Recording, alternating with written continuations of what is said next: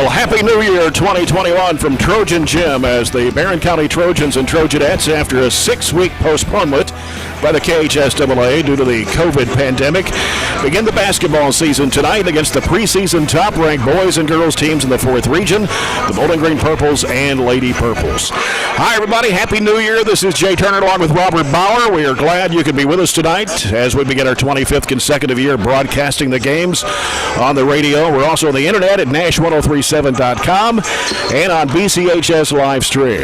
The year 2020 severely impacted high school sports due to the COVID pandemic. In March, the girls' state basketball tournament was suspended just after 5 games. The boys' state basketball tournament was canceled altogether. All spring sports were canceled. And in the fall, most all sports were able to get most of their seasons in. However, high school football was postponed until mid-September with no full schedule. And some games were canceled due to COVID, and only limited fans could attend the games. Later in the year, the KHSAA voted to have the high school basketball season postponed to January, with no games in December for the first time. Coaches had to do a total remake of their schedules with the possibility of more changes depending on the COVID pandemic, and we've already seen that for tomorrow night's game with Warren East. Those doubleheader tomorrow night has been canceled now since COVID issues have hit the Warren East basketball team, so there'll be no games tomorrow night. So here we are, January 4th, 2021, 6 weeks after the normal high school basketball season was supposed to have begun. There are limitations and guidelines. The KHSAA recently recommended a stricter attendance plan for the first 2 weeks of the season. Each player received vouchers for their families to purchase tickets. The only ones in attendance for the first 2 weeks of the season are the teams, the coaches, officials, medical personnel, administrators, media, and scores table personnel, etc. No other groups are allowed and no other tickets are being sold. But beginning January 18th, 2 weeks from tonight, the plan is to go to 15% capacity for home games, which will include cheerleaders, band, and dance team, as well as a limited number of other fans. This has been approved by the local health department. There will be no season tickets sold this year and no reserved seating. And those that do attend will be required to complete a health screening, wear a mask, and social distance in the gym. And Robert and I are in a different location to broadcast the home games this year. We're not at the usual table beside the bench. We're actually behind the scores table in the lower level of the bleachers in order to be socially distanced from the teams. Lots of adjustments being made to try to keep everyone safe while giving these athletes an opportunity to play basketball. With the COVID vaccine and continuing to follow the protocol, we will get back to normal. And everybody's been waiting quite a bit longer for this basketball season to begin, which will be a little shorter than usual. Just 2 or 3 games according to the schedule. But it does extend to March 15th when Barren County will host the 15th District Tournament, as coaches have scheduled as many regular season games as they can. And Robert, I'm just happy we could have a basketball season, but a tough opponent to have to start with Bowling Green. Normally, Bowling Green is a team you face about midway during the season. You always try to get 10 or 12 games in before you start playing some tougher competition, but just how everything is. Right. Very excited to be here. I love our new spot right center court. A little elevated, so we've got a little better view than we normally do. So excited to be here. Girls and boys drew a tough opponent. You said, to be honest with you, this is our normal spot when we play Bowling Green on the calendar. Right. But it's not the normal spot when we play them the number of games wise. So tough opponent to start the year, and you get to see what you're made of right out of the gate. I know they're tired of practicing themselves all the way back to October 15th with a little break there in between. So you just get tired of coming here every day. You practice is not the funnest always. So a good opportunity tonight, limited capacity, but one of the big negatives is no student section. We always have a great student support, but at least the fans get in here, the families get in here to get to see their student athletes and ready to go tonight. We We are about 12 minutes away from tip-off. Actually, there's no tip-off anymore. There's no jump ball anymore, not this year anyway. Hopefully we'll get back to normal next season, but there will be a coin toss to determine who receives the ball first.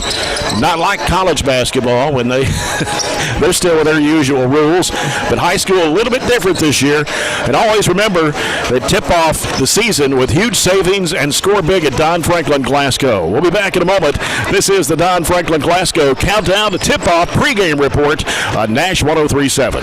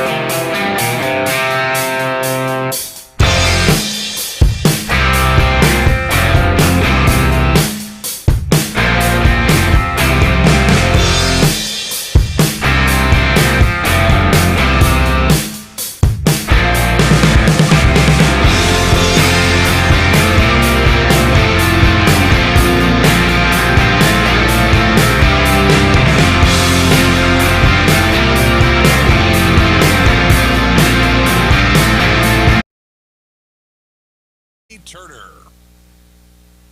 And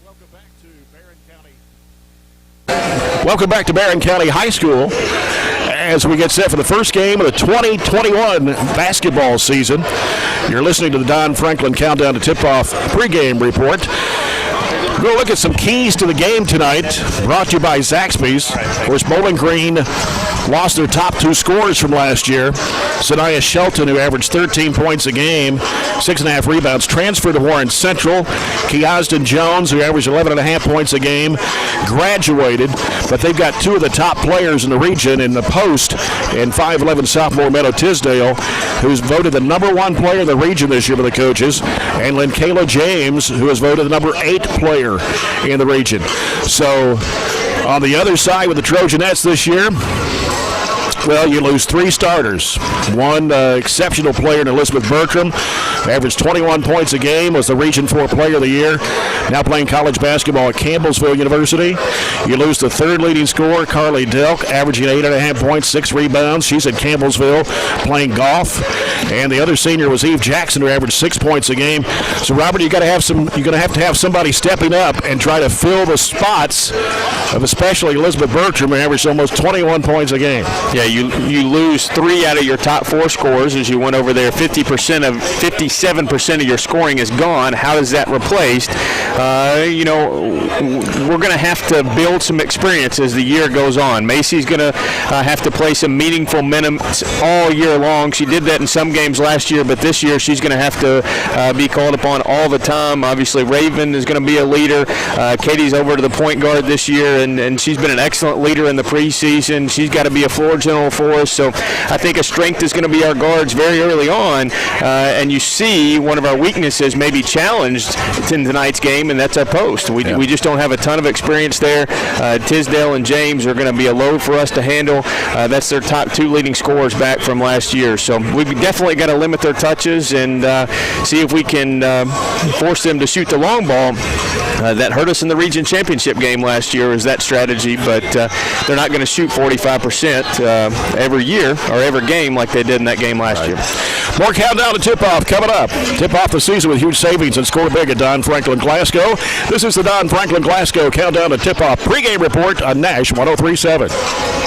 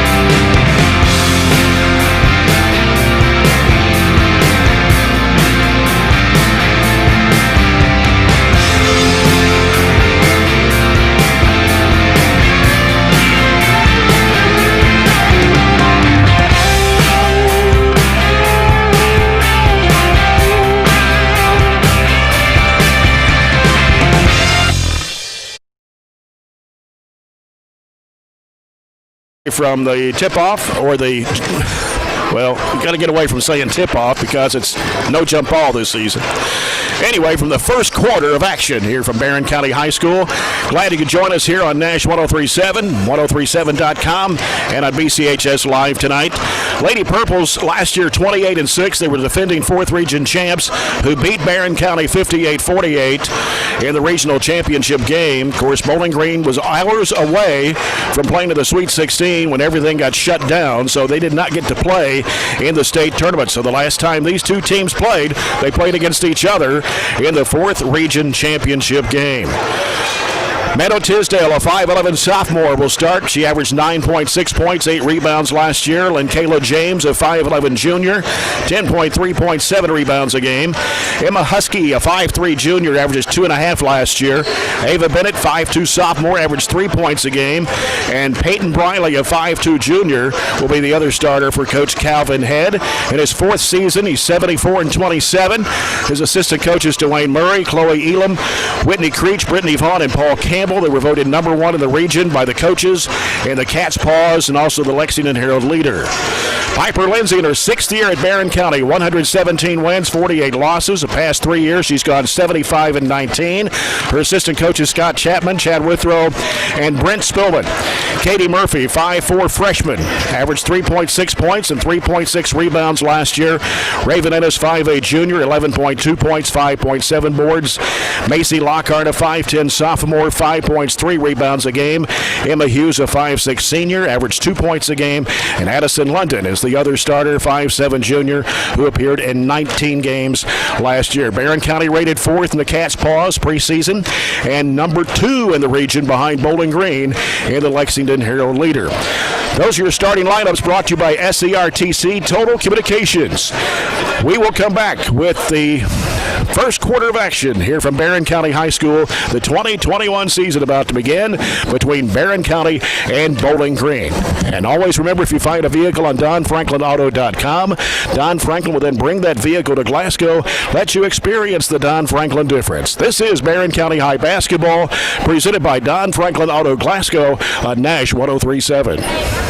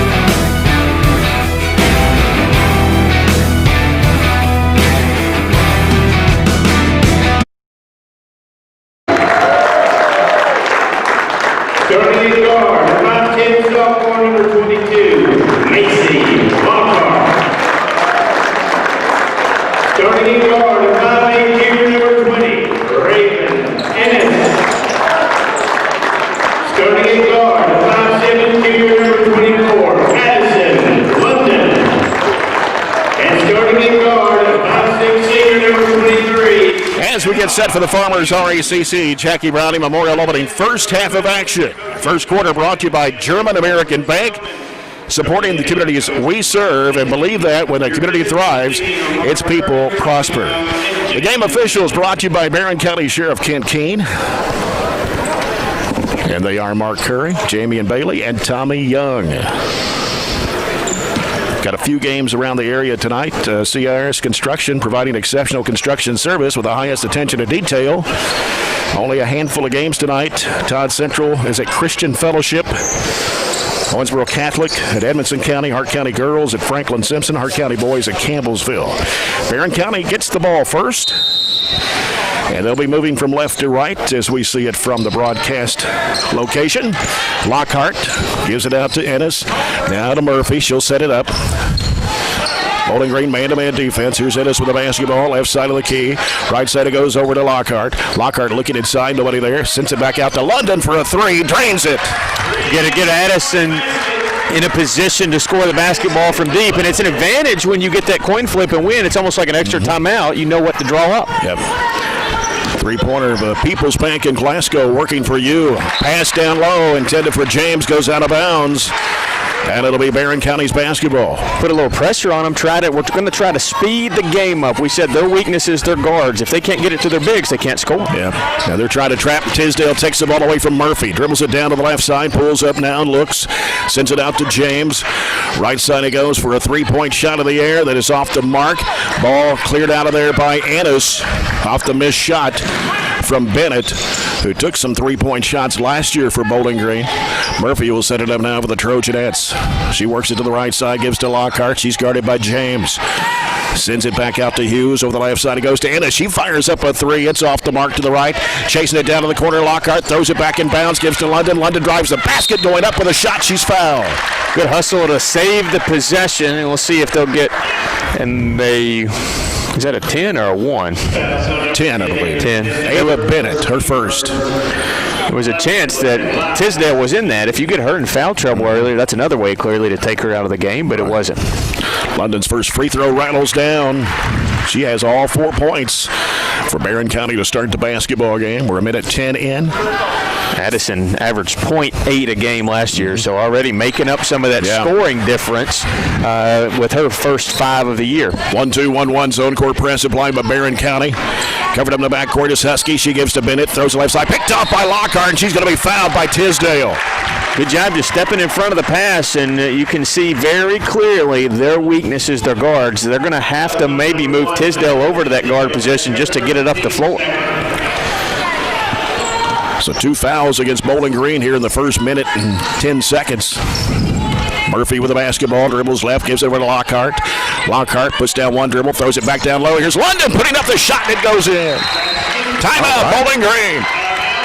Wonderful start, 7-0, not even a minute and a half into the season, and Addison London with a nice burst from her new starting position. Took a couple free throws, a layup, and a three to get this season started. Yeah, this is the People's Bank timeout. The People's Bank in Glasgow working for you. Barren County had a 28-7 record last year, the 4th region runner-up, 3-time 15th district champs, and well, they rated number 2 in the region in one preseason poll, number 4 in another. Who did have? Obviously, Warren East probably had. Warren East was 2 in one poll. Who was 3? I can't think of anybody that I think.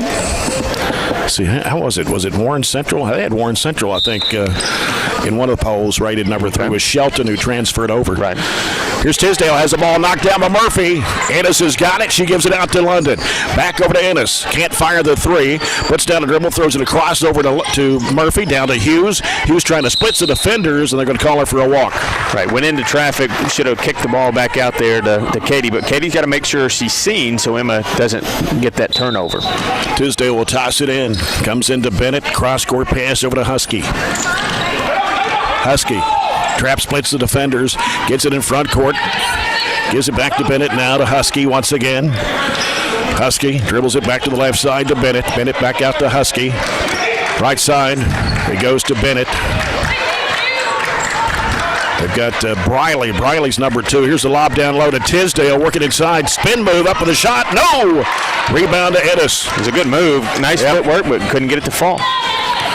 Murphy works it into the front court now. Right side it goes to Lockhart. Lockhart turns against James. Throws it back out to Murphy, getting a little pressure out there from Husky. A bounce pass over to Hughes. Hughes right side of the circle. And picked up the pivot foot. Going to be called for another walk. Kind of drug it just a hair. Didn't have anywhere to go. Just enough pressure. I think that was from James to cause her not to have a good passing angle.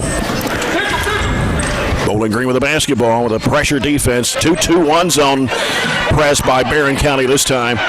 Bowling Green really having trouble getting the ball across. It's stolen by Lockhart. Feeds it to Ennis. Lays it in and a foul. Husky got in a bad position, and she actually retreated, which allowed our girls to kind of sneak up, and eventually we caused them to have a turnover. Good job looking up the floor and hitting Raven for this and one opportunity, a chance to make it 10-0. Ennis shot 74% from the line last year, knocks it down for the three-point play, and it is 10-0, Barren County. And I believe we're going to have a foul in the backcourt on Raven Ennis. Raven tripped her. She got away with the double dribble. She picked it up and then put it right back down. The official just happened to have his, her back was to him.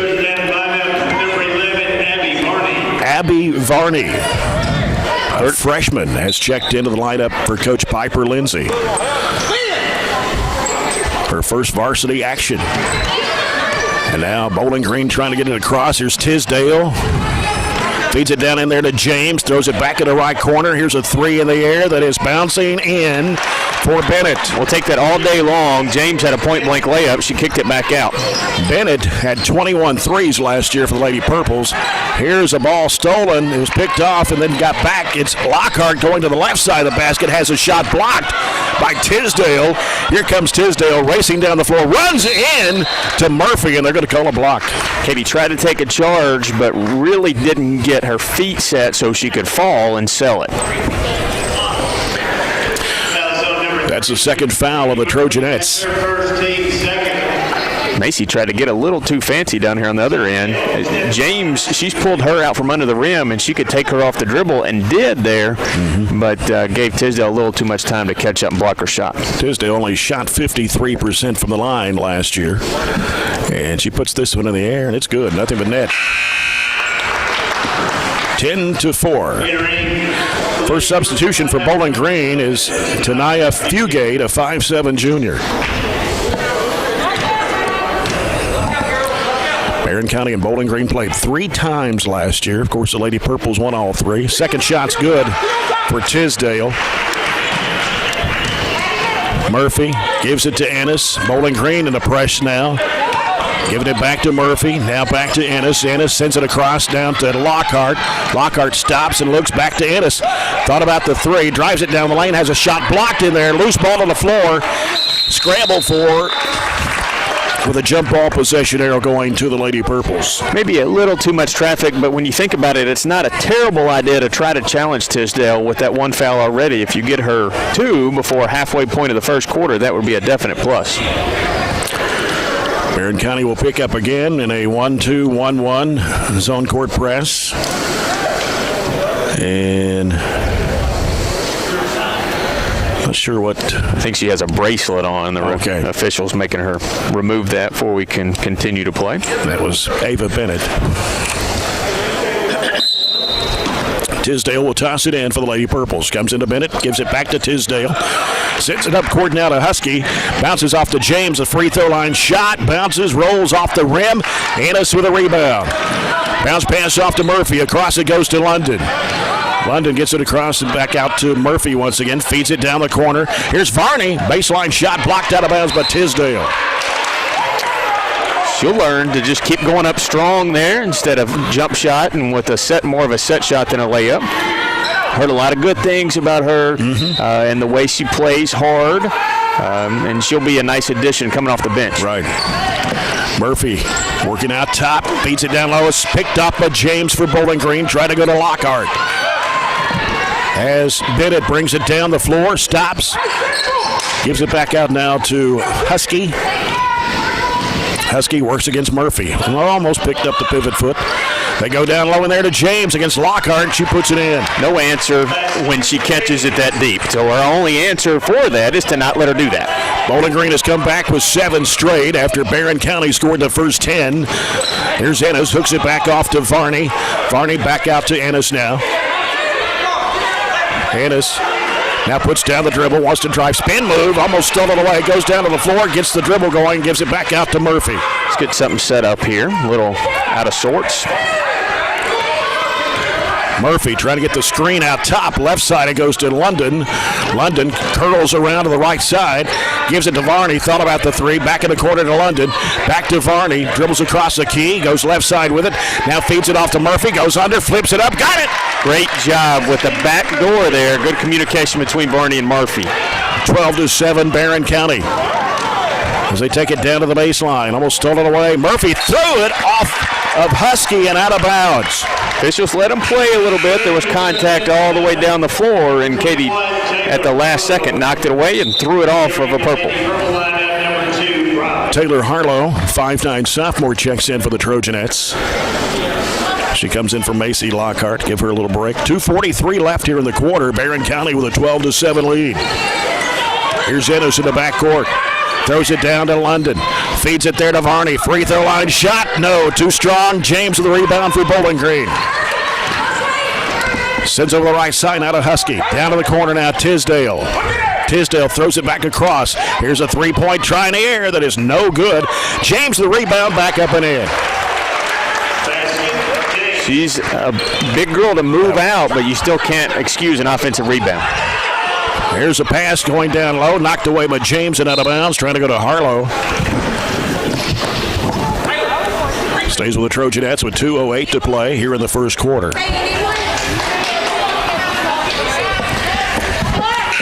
Bowling Green, Coach Calvin Head's going to send in number 23, Paris Wardlow, a 5'7" junior. She'll come in for Meadow Tisdale. Murphy with it to the right side, sends it across. Varney left open for a three. It's off the mark. Battle for the rebound. Ennis grabs it, takes it out to the right corner. She's covered up, needs help. Goes down low in there to Harlow, trying to go up against James. James takes it away from her after blocking it. Here come the Lady Purples again. Husky will dribble in the front court. Bounce pass right side, Wardlow. Out top comes to Briley. Briley left side to Husky. Husky heads into the paint. Dishes it over to James with a 12-footer. That's no good. Battle for the rebound. Ennis wins it. Gives it off to Murphy. Murphy bounce pass back over to Ennis. She chases down the ball. Back out to Murphy. Left side, London. Back out to Murphy. Back over to London. Can't shoot the three. Comes back to Murphy, getting some pressure from Wardlow. Back to London in the left corner. Out it comes to Ennis. Ennis working out top. Right side over to Varney. 1:06 left in the quarter. Varney back out to Murphy. Diagonal pass, left corner. Ennis fires it up for three. Yes! That was a rainbow three and a People's Bank three for Raven Ennis. 15-9. James at midcourt, dribbles it down, sends it over to Wardlow. Almost lost the handle. She did. Harlow comes up with the ball. Gives it to London. 40 seconds left in the quarter. Murphy walks it across the midcourt stripe. Left side it goes to Ennis. Be happy to make this one the last possession of the first quarter after a pretty good start for us. Right side it goes to Murphy. Feeds it in the lane there to London. Lost the handle. Ball scoots off. It gives to Varney in the right corner. Here's Harlow with a 15-footer. Comes off the rim. James with the rebound for Bowling Green. 12 seconds left in the quarter. Here's a long pass down to Briley. Briley sends it back over to James from 18 feet away. Bounces, no good. Ball taken by London. Going to have to hurry. Mid-court shot going up. Got it! Mid-court shot for Addison London. Pushes the lead out to 17-9. Wow. Barren County. We'll be back with the second quarter of action. Always remember, if you find a vehicle on DonFranklinAuto.com, Don Franklin will then bring that vehicle to Glasgow, let you experience the Don Franklin difference. This is Barren County High Basketball presented by Don Franklin Auto Glasgow on Nash 103.7.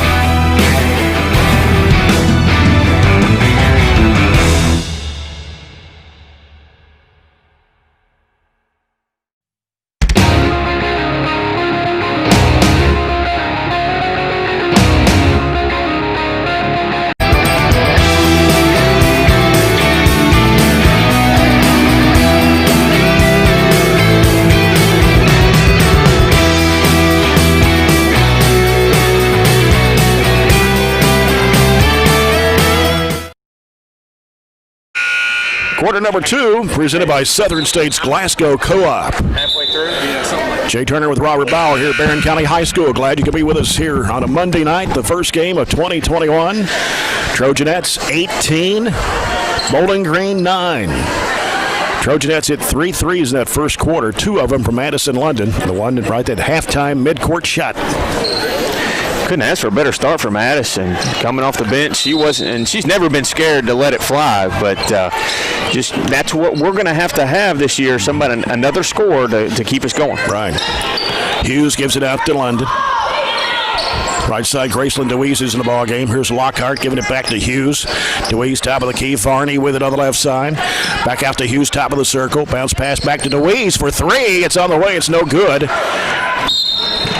Rebound Bowling Green, but a foul is going to be called on Macy Lockhart. Her first, team's third.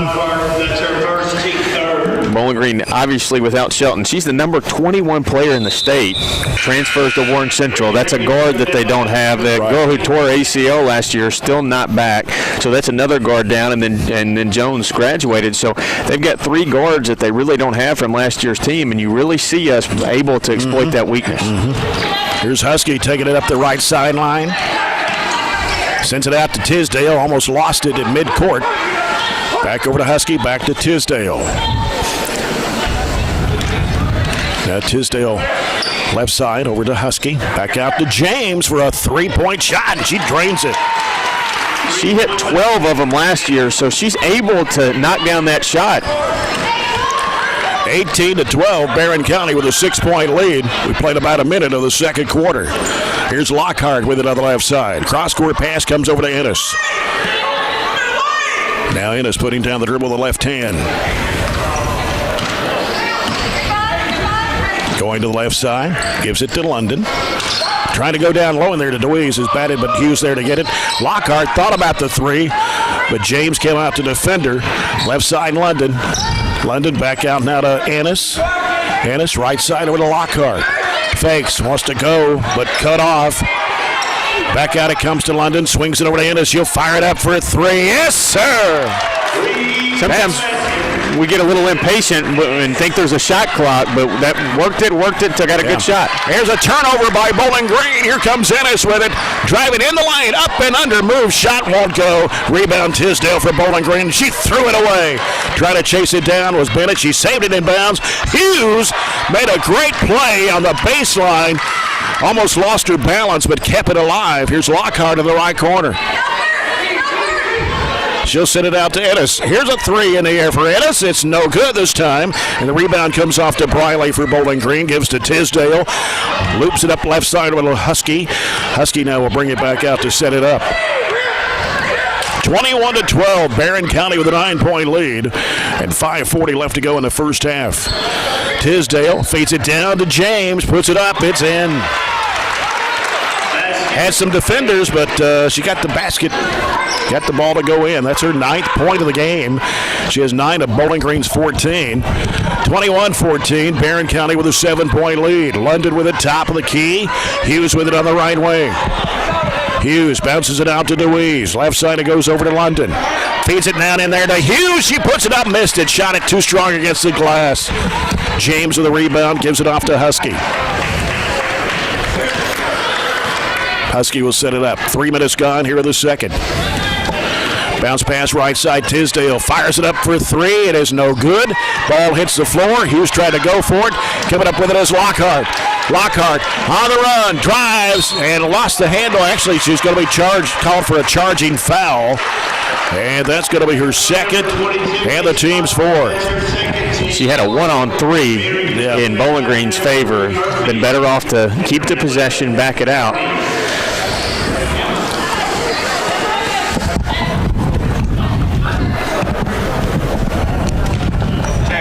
All right, 4:48 to go here in the first half. 21-14. They break the pressure this time. Bennett with it on the right wing. Gives it to Tisdale. Here's Husky for a 3-point try swish. 3-point basket. Husky. They've hit 3 threes here in the first half, 2 in this quarter. Here's Ennis driving to the bucket, lays it in. Making it more of a full court game up and down. James can't keep up. She's guarding Raven. 23-17. Barren County with a 6-point lead. Tisdale down inside to James. She puts it up, can't get it to roll over the rim. Murphy has it for Barren. Long pass down to Hughes. Feeds it back across. Here's Ennis. Fakes, moves, spins. Throws it back to the right side to Varney in the corner to Hughes. Back to Varney. Varney dribbles to the left side. Gives it out to Murphy for a 3. Yes, sir! Good inside out.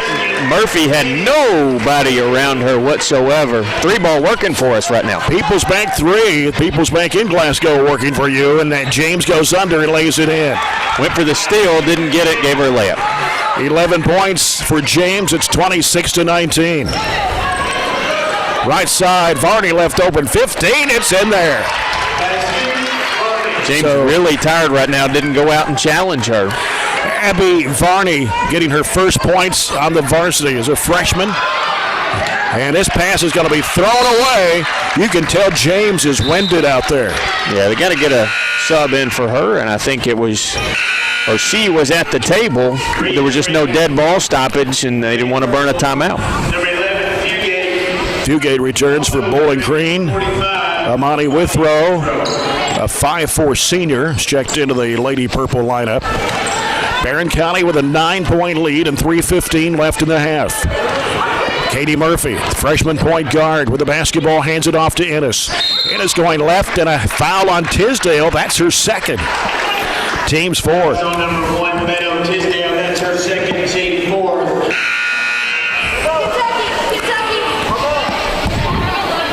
Entering the Trojanet lineup, number 5, Addison Smith, a sophomore, 4'11". Checking into the lineup for Coach Piper Lindsay. Gives Addison London a break. Ennis gives it out to Murphy. Goes over to Smith on the left side. And we got a collision. Hughes went to the deck. And we're going to have a foul on Tisdale, and that's her third. That's a big foul for the Lady Purples. She just cleared out Emma, who was just standing there, really. Wasn't setting a screen, just pushed through her. That's her third. Wardlow's going to check in for Tisdale. She's going to have to sit out. I think that's either the 9th or 10th Lady Purple they played. We played 9 too, so we've gone pretty deep on our bench. Murphy with the basketball, guarded by Husky. Oh, maybe thrown away. Ennis saved it in bounds. Bowling Green comes up with it. Trying to chase it down. Murphy goes to the deck. She gets tripped up by Wardlow. I think they'll call the foul on Wardlow, pushing Katie down, so it'll be the Trojanettes' possession. And that's number 6 on the Lady Purples. With 2:53 left to go before halftime. Barren County with a 9-point lead. Those are the hustle plays that don't ever show up anywhere. They don't get written about in the newspaper, but they're going to win you ball games down the road. Yep. Hughes with it right on the circle. Looks inside. Nobody there. Can't get it to Ennis. Now she's got it. Over the left side. Over to Smith. Smith going to have to do something with it. Gives it out to Varney. Varney bounces it over to Ennis. Ennis covered up. Now reverses back to the left side. Lost the handle. Loose ball on the floor. Picked up by Bowling Green. Husky gets it in front court. And we'll try to set it up now with 2:15 to play here in the half. Bounce pass comes to Wardlow on the left side. Sends it over now to Withrow. And now Withrow having trouble. That ball's going to go into the back court. Turnover by Bowling Green. That was, I'm not sure. I think it's Josiah Franklin, a 5'8" freshman, number 12. Yes. You can tell that Bowling Green does not have the guard play they normally do. And that's very rare for them. You mentioned about Shelton. Yeah. That's a big loss for them, for her to go to Warren Central. Hughes with it on the left wing. Out top Smith. Right side Murphy. Back out it comes to Ennis. Hooks it back to the left side to Smith. Back to Ennis between the circles. Right side Varney gets away from the defender. Trying to go inside. Does. Back out to Ennis. High arching 3. Bounces off the rim. James with the rebound. Baseballs it down the floor. Inside Wardlow. It was back inside to James and back in the right corner. Bennett for 3, or Husky for 3. It's no good. Ball's tipped off to Murphy. Trojanettes with a 9-point lead. Here's Hughes, left side. Can't shoot, gives it back to Murphy, feeds it in there inside to Varney. Can't get the shot to go down over James. James gets the rebound with a minute to go here in the first half. Husky, right side over to Wardlow. Working it down in there to James. She puts it up. It's no good. Nice clear out by Murphy for Barren. Jumped right in front of the Bowling Green player. Right side, Murphy for a three. No, way off the mark. Didn't draw iron. 42 seconds to play here in the half. Here's Husky with the basketball. Down to 35 seconds left.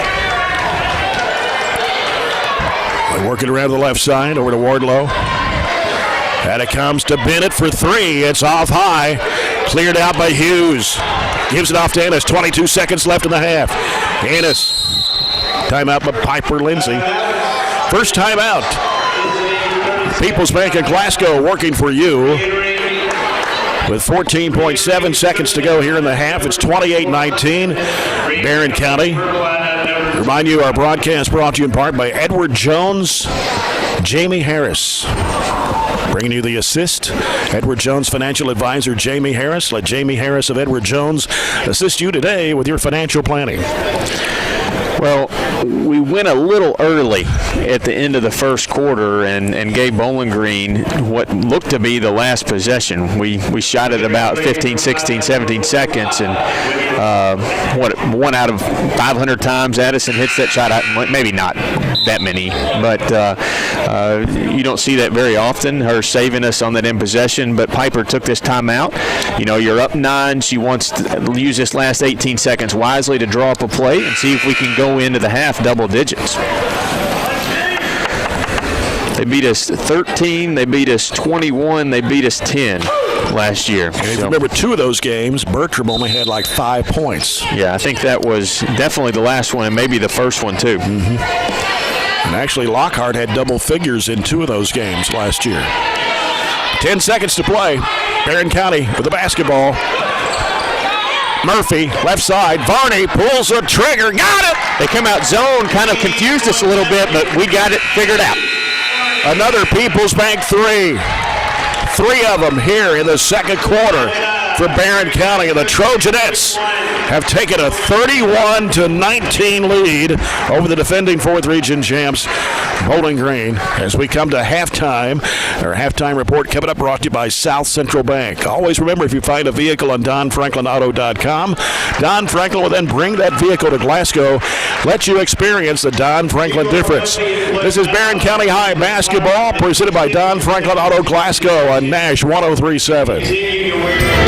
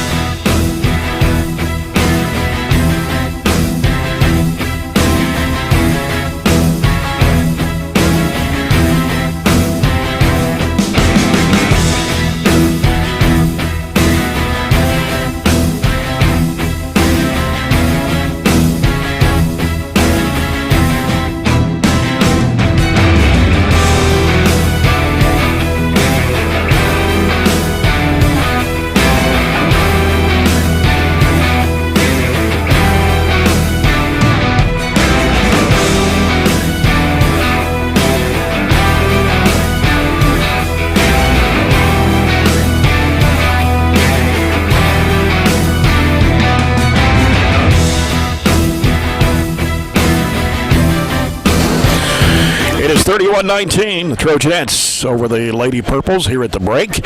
We welcome you to the South Central Bank halftime report. South Central Bank, small enough to know you, big enough to help. Bowling Green in the first half had 7 field goals. 3 of those were three-pointers. They were 2 for 2 from the foul line. Kayla James leading the way with 11 of Bowling Green's 19 points. She had 5 field goals. One of those a three-point shot. Three-pointer for Emma Husky, also a three-point shot from Ava Bennett, and 2 points from Meadow Tisdale. Those came on free throws. Tisdale went out with 3:05 to go in the first half with 3 personal fouls. For the Trojanettes in the first half, 11 field goals, 6 were three-pointers. Perfect 3 for 3 from the foul line. Raven Ennis with 11 points for Coach Piper Lindsay.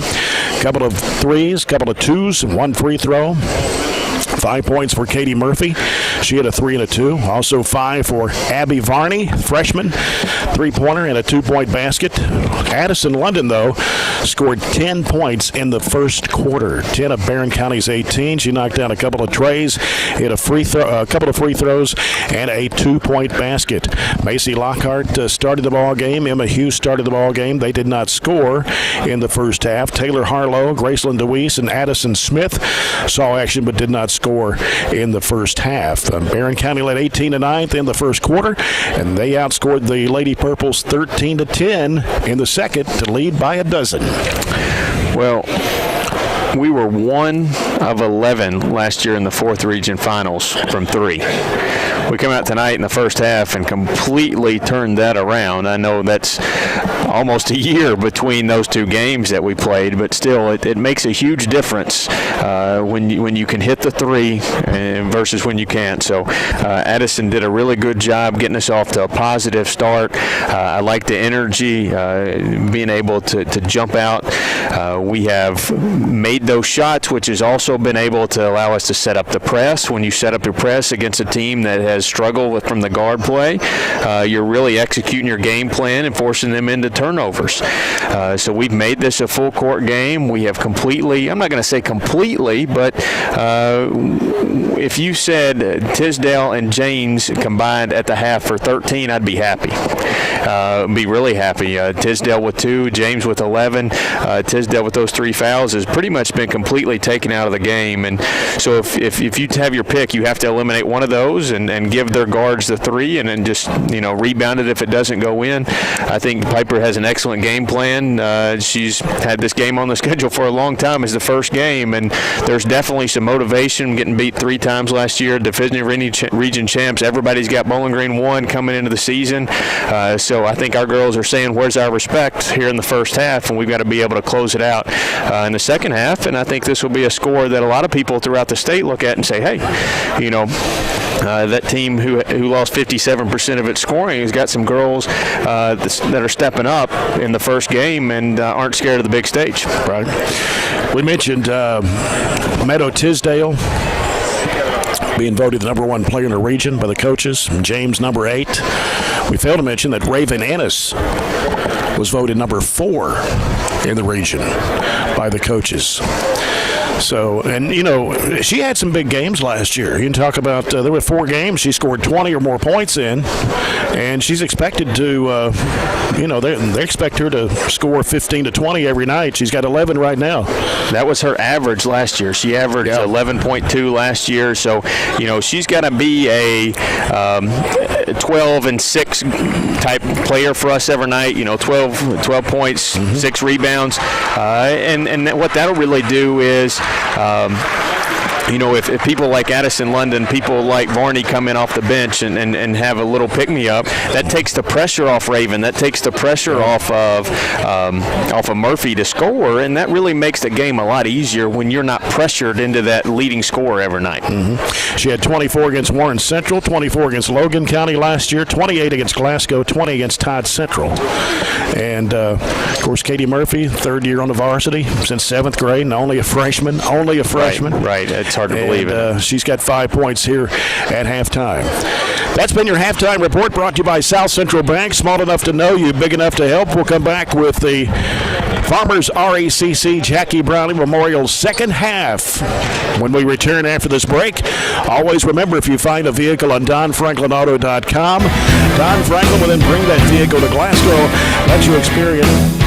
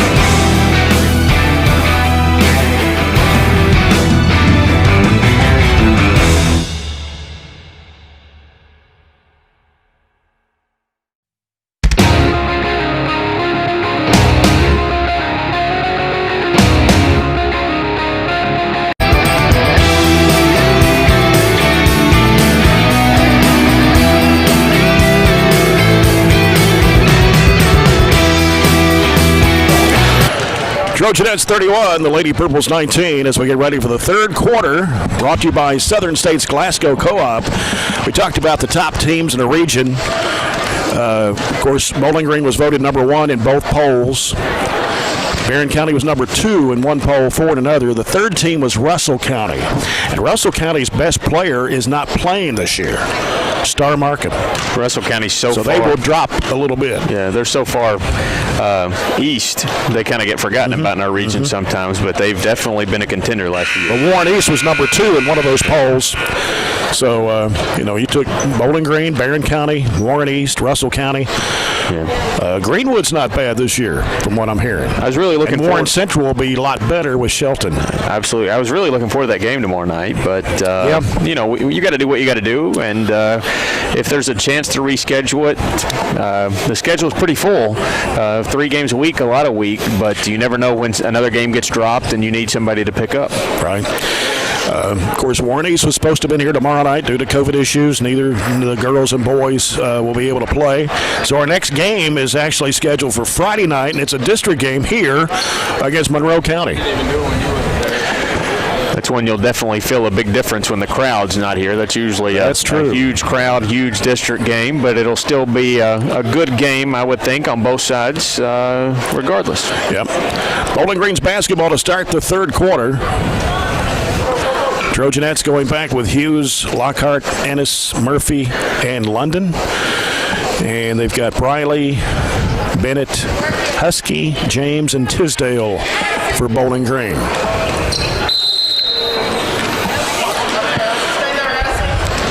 As they get the ball in play to Husky, she'll be guarded by Katie Murphy. And almost picked her pocket there.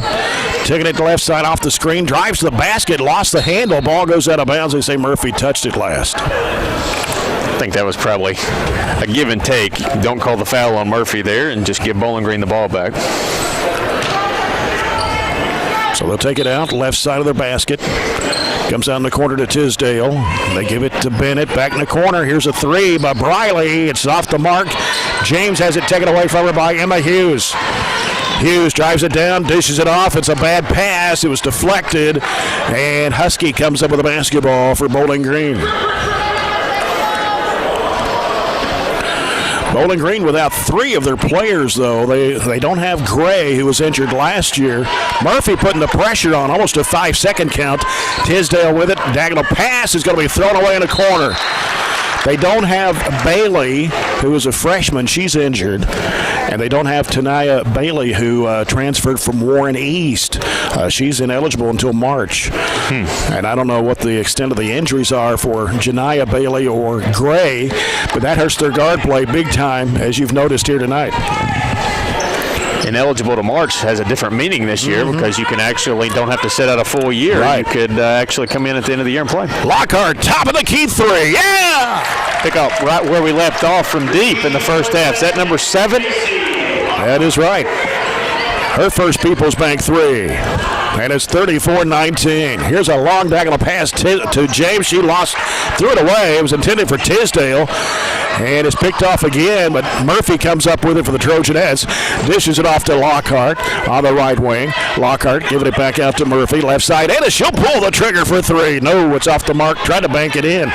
Rebound there by Bennett for Bowling Green. Here's Husky bringing it in the front court.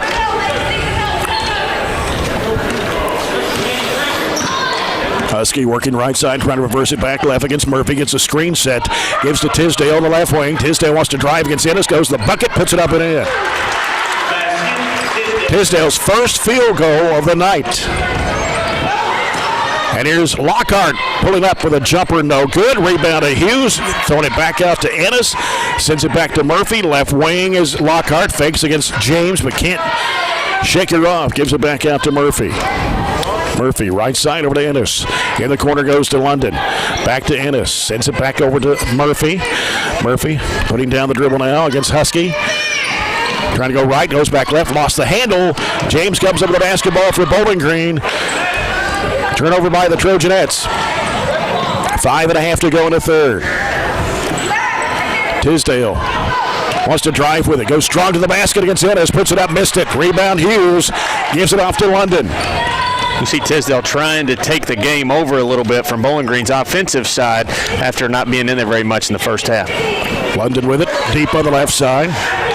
London looking, sends it out to Lockhart. Another 3 ball, no good this time. London fighting with the rebound, comes up with it left corner. Trying to dish it in there to Hughes. Goes to the floor, double team, scramble, jump ball. Possession arrow to the Trojanettes. We've got several offensive rebounds tonight, and that's, I think, more so a matter of just hustle plays, just beating Bowling Green to the basketball. Ball comes to the corner to Lockhart. She'll send it out to Murphy. Over goes to London. Down in the right corner. Ennis, high arching shot, air ball. James pulls it out of the air. Quick release, couldn't get it to go. Tisdale driving it to the bucket again and lays it in. Got to have somebody slide over, help, take a charge, stop her. 34-23. Barren lead now at 11 as Bowling Green has scored the 4 straight points here in the third quarter. Ennis, right side, Lockhart thought about the 3. James came out to defend. Left side, bounced off London, turnover. Here comes Bennett for Bowling Green against Lockhart. Puts it up, it's blocked by Lockhart and out of bounds.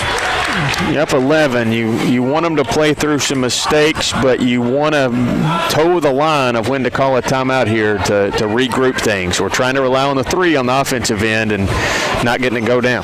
Riley gets it in play. Out of the corner, Bennett fires it up and in. So we're missing some shots. Bowling Green's starting to make some. Yep. 15-point lead down to 9. Ennis with it on the right side. Sends it out to London. Left side, it comes to Murphy. Go. Murphy looking for the cutter. Ennis inside. Puts it up and she's fouled. James, her first personal. First foul of the second half. Get that whole left side cleared out. You'd like to see Katie take that and then James come pick her up. She dished it off for a layup to get some offense on the inside instead of around the perimeter. Ennis puts up the free throw, a lot of iron, but it goes down. He's got 12. Scored 11 points in the first half, couple of threes. She hit 37 threes last year. Second shot is missed. Rebound to Tisdale. Goes left side. A three by Bennett is in and out. Battle for the rebound. James grabs it, puts it up. No good, but a foul. You can tell she's gotten her second wind after she was very winded to end the first half. Running up and down the floor, making some plays for Bowling Green. Number 23, Emma Hughes, that's her first team. First foul on Emma Hughes. First one on Barren County here in the second half. James, 62.5% free throw shooter last year, puts that one in for her 12-point. Abby Varney checking back into the Trojanette lineup. She'll come in for Addison London. 3:53 to go here in the third. Barren up by 9. James back to the line. Her second shot is in the air, and it's good. Ball comes into Murphy. 35-27, Trojanettes. Murphy works it across the line against Husky. Right side it goes to Lockhart. She'll send it back to Hughes. Left of the circle against Tisdale. Bounce pass off to Ennis. Ball chasing down, sliding with it was Ennis. Got rid of the basketball to Hughes. In the corner, Lockhart fakes, drives, can't go. Now looking, almost lost the handle. Comes back out to Murphy. Murphy drives, left side, feeds it over to Hughes. 18-footer shot blocked. Lockhart with the basketball, trying to reverses it up, and it is no good. Bennett with a rebound, and Bowling Green player down, and I believe that's Tisdale, and she is in a lot of pain. It's kind of a scrum there for a minute. I didn't see exactly what happened, but I'm not sure if it was an ankle or knee.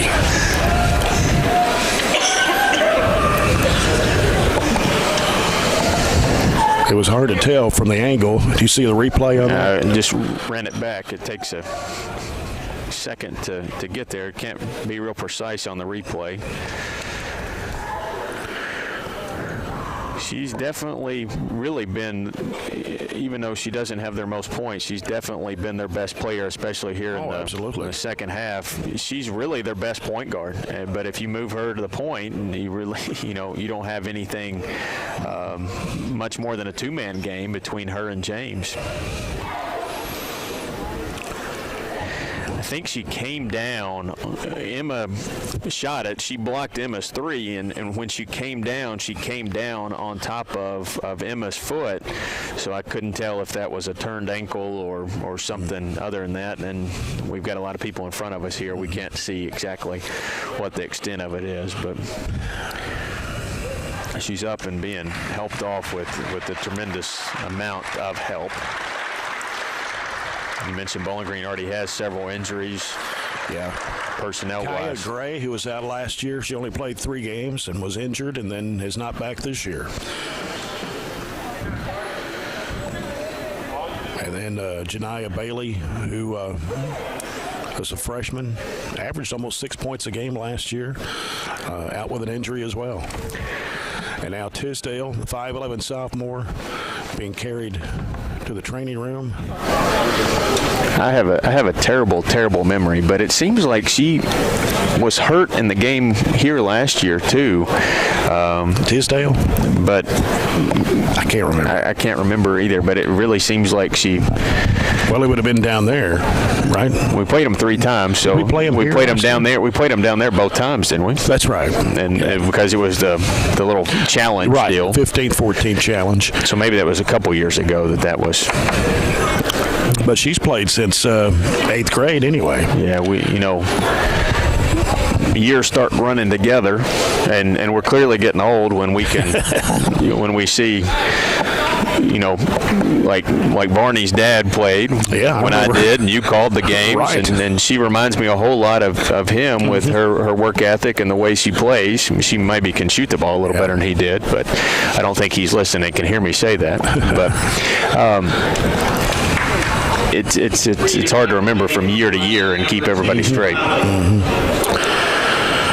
Well, that's a big loss for Bowling Green if Tisdale can't return. And hopefully it's just a little tweak and she'll be right back in there. 3:15 to go. I'm not sure she'll be in the rest of the game, but we'll see. they've definitely been able to cut into our lead. Yes. They've turned it in on the offensive end, and we've had a little bit of a drought. Biggest lead was 15. It was 34-19. And Barren County will set up in the 1-2-1-1 zone court press. James floats it over to Bennett left side in a trap. Here's a long diagonal pass. Cross court goes out of bounds. And because we haven't been able to score the basketball, we haven't been able to set up our full court pressure. And that's been another reason Bowling Green's been able to hang on to the basketball and catch up with us. Katie Murphy will work against Husky. Left side it goes to Ennis. Ennis sends it out to Lockhart. Around goes to Murphy on the right wing. Back to Lockhart. She was open, didn't take the shot. She dropped the basketball. And back to Murphy. Bounces back out to Hughes. Swings it left side to Lockhart again. Now puts down the dribble. Wants to cut back left, drives the basket, puts it up with the left hand, and in! Yes, like that offense. We've been trying to set that up for a while, and we finally cleared her out of lane. Lead back up to 10. It's 37-27. And Husky dribbles through a lot of traffic. Left side, it goes to Bennett. Back out to Husky. 2:20 left in the third. Barren County up 37-27. Here's a lob down to James. One dribble, puts it up, got it, and a foul. They executed that well, too. We didn't have anybody on the backside. They threw over top, and that's an easy layup for her. We got to have somebody really in her lap and somebody behind her. Foul zone number 20, Raven Ennis. That's her second. That's 2 fouls on Raven Ennis. 2 on the Trojanettes here in the second half. We don't have anybody in foul trouble, though, really, do we? James hits the free throw. That's 3 in a row for James. And the lead is cut to 7. 37-30 as we come down to the 2-minute mark of the third quarter. Varney with it on the left side, out to Murphy, swings it right side to Ennis.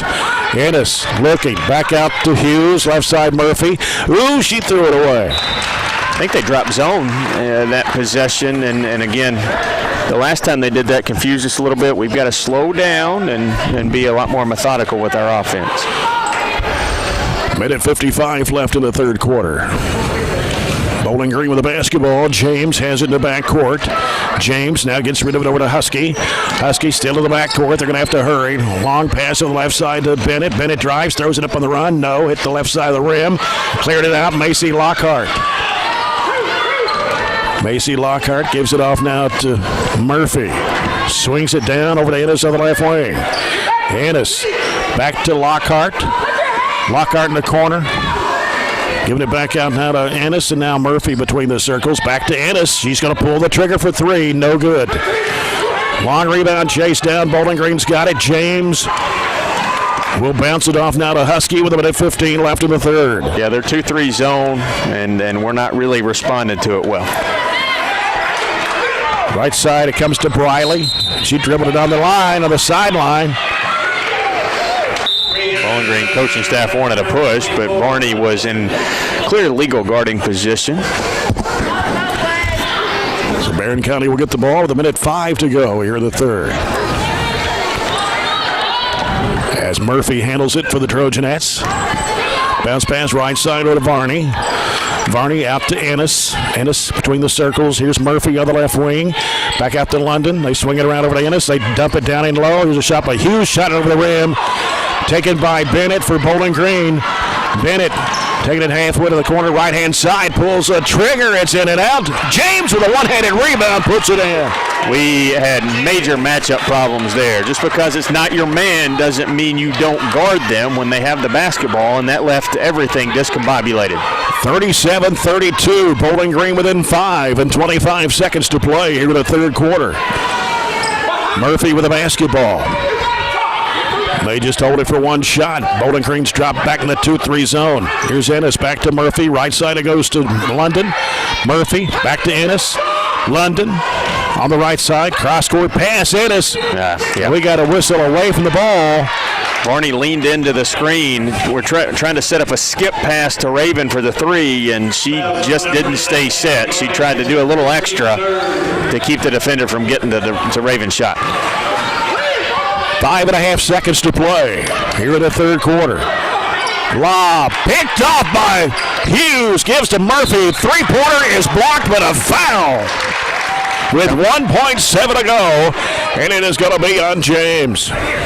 we've had some very weird end-of-quarter situations, to say the least. At the end of the first, we hit a half quarter, and then at the end of the third, we're going to get a chance for 3 more as Katie goes to the line for those 3. James came from behind and swatted down. That's almost a guaranteed foul call every time. Yeah.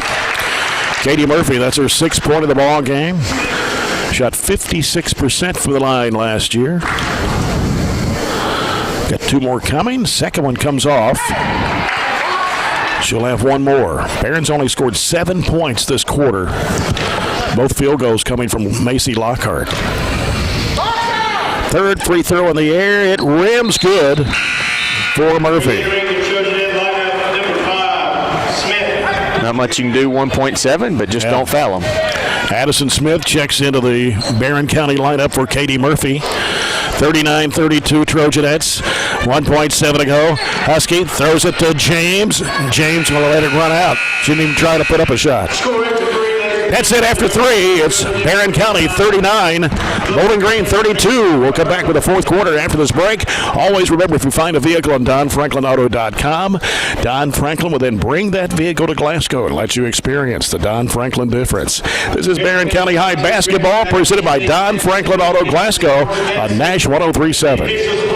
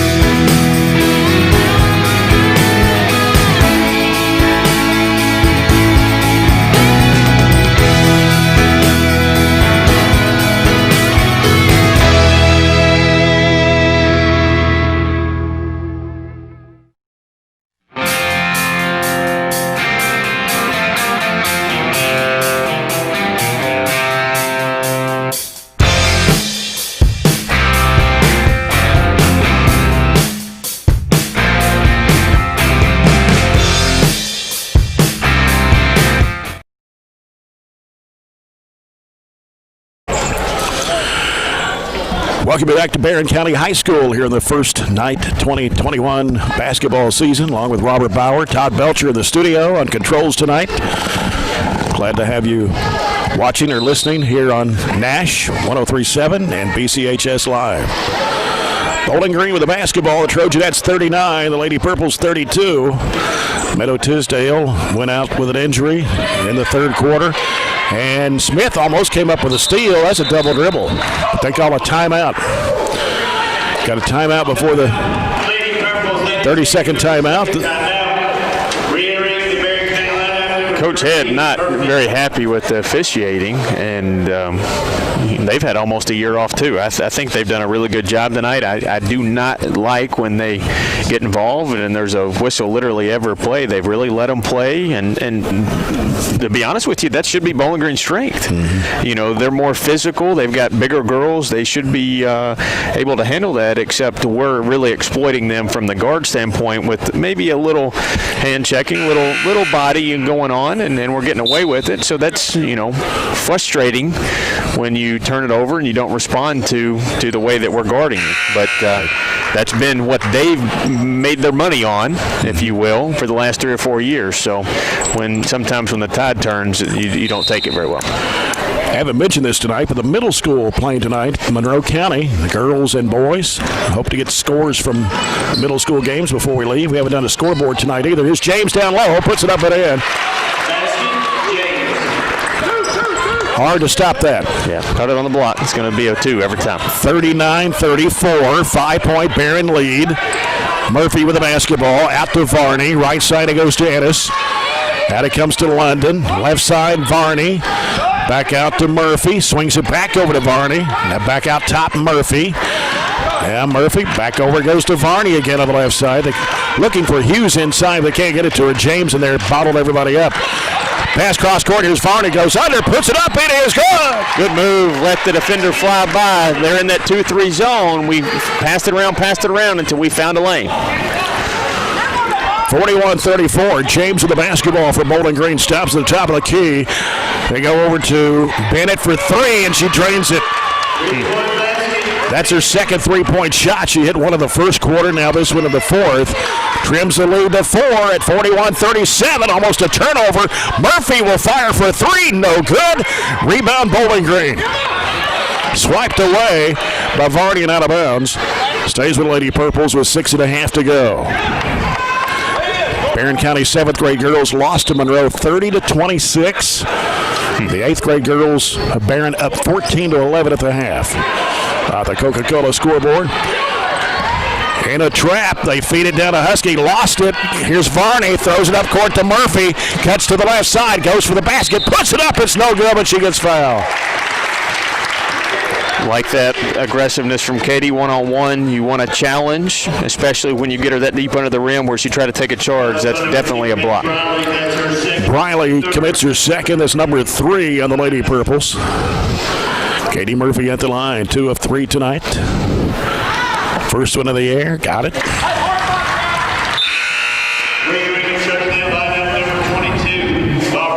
It's a lot easier to score for us right now in the full court instead of having to try to figure it out against that zone.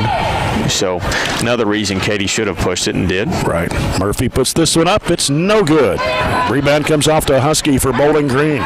Trojanettes with a 5-point lead, 42-37. 6:10 left in the contest. Lob down to James. She's double-teamed down low, trying to work under. Spin move, throws it over the rim. Bennett with the offensive board for the Lady Purples. Gives to Husky. Now Husky will back it out against Murphy. She works it to the right side, trying to go back left. Stays right, gives it off to Bennett. Down in there to James. James trying to go up against Ennis. Puts it up, no good. Rebound, Ennis clears it out. For the Trojanettes is swiped away by Fugate and out of bounds. It'll stay with the Trojanettes. James is going to check out for Bowling Green. Withrow comes in to replace her. Barren County with a 5-point lead and 5:40 left. This fourth quarter brought to you by South Central Bank. Small enough to know you, big enough to help. Varney on the left side. Murphy out top. Back to Varney. Fires it for a three. It's no good. Lockhart with the offensive rebound. Puts it back up and in. Something you have to exploit without their bigs in there is going to the glass. Good job. Well, People's bank shot for Macy Lockhart. 44-37. The ball's picked off. Murphy headed to the rack. Lays it up with the left hand. It's in there. Points off turnovers. Timeout Bowling Green. Got the lead back to 9. Get a couple easy buckets and just kind of stay with it, and don't, drop your head when Bowling Green's going to make a run. I want to remind you, when you're away from your radio, log on to Nash1037.com or the Nash 1037 Facebook page and click on the Use App tab on your computer, laptop, or smartphone to listen to the games live. Our next broadcast is Friday night here from Barren County High, district doubleheader with Monroe County. Okay. Explain something to me. How does the district work? I guess I'm catching you off guard a little bit. You haven't had time to put together the game notes for Friday, but as far as we don't you're not going to have 6 games count this year. You're only going to have 3. So is it the first three or the second 3? Or the second 3? We'll have to figure that out. Answer: I do not know. Then you run into a situation what if a game gets canceled? Right. Which games do you go with? Right. I think it was, I don't know if it was supposed to be the 3 originally scheduled games is what I thought I heard initially, which would be this Friday night, right? Mm-hmm. Because that would be your second time technically to play them. That's right, because we were supposed to play Monroe County like the first week in December. Mm-hmm. We always play them and Allen really early. Main thing is we're predicted to win the 15th district again. Yeah. Allen County's got 4 starters back. Monroe County's got 4 starters back. Glasgow's got Ansley Adwell. So yeah. But you gotta like our chances. Yeah, you gotta win them no matter which ones count. So Husky having trouble. She's double teamed. It's deflected, stolen. Ennis has got it. Ennis in the lane, sends it back over the right side to Varney. Out it comes to London with 4:55 left. Ennis gives it back out to Murphy, right side. Varney back to Murphy, swings it left to London. Wanted to shoot the three. Cross-court pass back over to Varney. Varney back out to Murphy. Left side it comes to London. They go down to the baseline. It's Lockhart. Lockhart back out to London. Swings it back around the perimeter. It's Murphy out top. Right side wing. Varney bounce pass in the corner to Lockhart. She's trapped. Back out to Varney. Gives to Murphy. Swings it left over to London. London wants to penetrate. Can't go. Gives it back to London. Back over to London from Murphy. 4:23 left in the game. Barren up by 9. They dish it down in there to Hughes, or rather to Varney, and she lays it in. The ball goes over the rim and in. Barely dropped in, but we'll take it. Up 11 now. Abby Varney with 9 points coming off the bench. Back up to 11, and almost a turnover as Bennett got trapped. James is going to head back to the game for Coach Calvin Head. James has not been out very long, less than 2 minutes, but we've definitely taken advantage without her in there. We've attacked the rim, gotten some turnovers, and some easy buckets in the lane. Yeah. So Briley gets the ball in play in the corner on the left side of Bennett. And here's a pass to the right side. It's up, it's no good. James back up and in. Just reached her hands up, grabbed it, and threw it in. She's got 22 points. 48 on the other end. Lockhart lays it in. Got behind the defense of the press of Bowling Green. And Lockhart now has scored 9 points in the second half and gives Barren County 50-39 lead. Almost a turnover. James comes up with a basketball for the Lady Purples. Here's Bennett. Gets it across on the left side. Cuts back right. Goes down the lane. Flips it up and in. I got to grab that one. We just kind of swatted at it instead of going and getting it. And Bowling Green kept possession and ended up with the layup on the end of it. Those are the ones that you want to win. Got a full timeout call with 3:29 left in the contest. Barren County 50, Bowling Green 41. Stay tuned. We got the post-game report brought to you by CPC Commodities. And the second game of our doubleheader coming up between the Trojans and the Purples. And the Purples are number 1 in the region and number 7 and 8 in the state. And a couple of polls this year. They got everybody back from last year. Be a challenge for the Trojans tonight. Be a tough opener for the boys, and we'll go over a little bit more of that in the pregame. But they've got a top 20, well, actually a top 10 player in the state, in Isaiah Mason, who's committed to Northern, and they are pretty much ranked in the top 10 in every poll. Courier-Journal's got them 7. Yeah. D.G. Sherrill back coaching the Purples. Last time he coached the team, they won the state tournament in 2017. Also, they got Turner Buttry, the guard, who has committed to Eastern Kentucky. Right. So they got 2 Division I players and probably 2 or 3 others that are could play college basketball as well, especially Banks and Huddleston. So it'll be interesting to see how the Trojans stack up with the Purples tonight. 3:25 left. Here's a long looping pass cross court coming over the left side to Hughes with 3:18 to play. The Trojanettes are up 9. And here's Murphy dribbling to the right side. Goes in the corner to London. London's covered up by Bennett. Sends it back out to Murphy. Back to London. Back out to Murphy. Straight away to London. Right side is tipped away. Try to go to Hughes. Tipped away by Fugate and out of bounds. You don't want to be too conservative here, but you want to be patient. And you got 4 timeouts if you need them. So 9-point lead with 3 minutes to go. You gotta seal it up. Lockhart with it on the right side. Looks down low. Can't get it to Ennis. Back around the perimeter. Comes to Murphy. In the corner to Hughes. Now Hughes will give it left elbow. Shot by Lockhart. Won't go. Ennis with a rebound and gets tied up. We'll get it back on the possession. Macy drew James out, which made that an easier offensive rebound underneath. Murphy will toss it in left side of the basket for the Trojanettes. Ball comes out to Ennis, out between the circles. Gives it to Murphy. Murphy trying to penetrate over the left side, London. Out to Lockhart. Fires for 3. Good. Big shot there. They went back. went back man, and we actually hit a three. James didn't try to come out to defend her that time. Peoples made three. That's the second one tonight from Macy Lockhart, the sophomore. 53-41, Trojanettes by 12. In the corner, they give it to James. He works it into the paint, spin move. She walk. Sure did. Yep, and there's the signal by referee Mark Curry.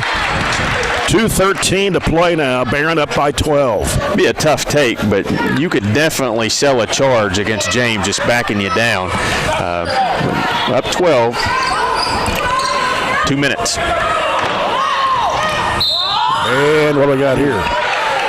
We got a foul, but Katie got real lucky. Yeah. Foul is on Fugate, her first. Team's fourth. Barren County will have the ball with 2:01 to play. As Ennis throws it down to the right corner to Lockhart. Almost dropped it out of bounds, then she lost it out of bounds. Trying to run some kind of play. We did that right out of the gate. Instead of throwing it to Katie, who's right in front of us, we threw it into the deep corner where we were tight roping the out of bounds line. Here's James with the basketball for Bowling Green with a minute 49. Baited out of the corner for three. Air ball. Coming up with it is Lockhart. That's their offense right now without Tisdale in there. Murphy into the front court, stops and fires it off to Lockhart. Lockhart heads toward the basket, puts it up. It is no good. Trying to put it up with the left hand on the right-hand side. I think she got the ball swatted away from her. Ooh, we got a foul in the back court.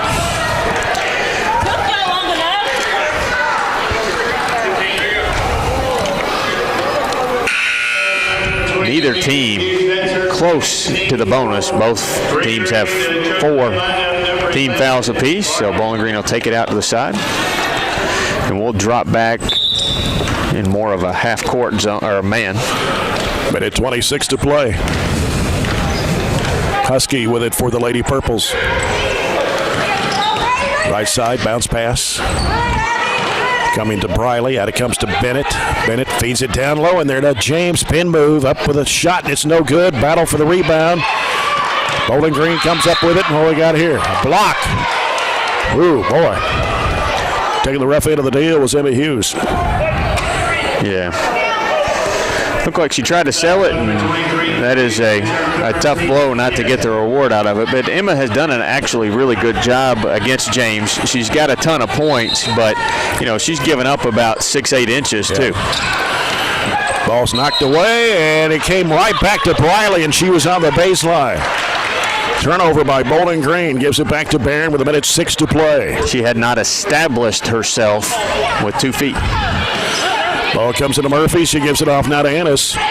Ennis baseball pass up to Hughes, and breaking it up there was Briley. She saved it in bounds. London chases the ball down. 55 seconds to play. Just run your man offense here. Make Bowling Green come get you. Barney with it out top. Barney against James. Goes right side with it to Ennis. Ennis out top to London. Swings it left to Hughes. Ball gets knocked away. Loose ball on the floor again. Still picked up there by Ennis.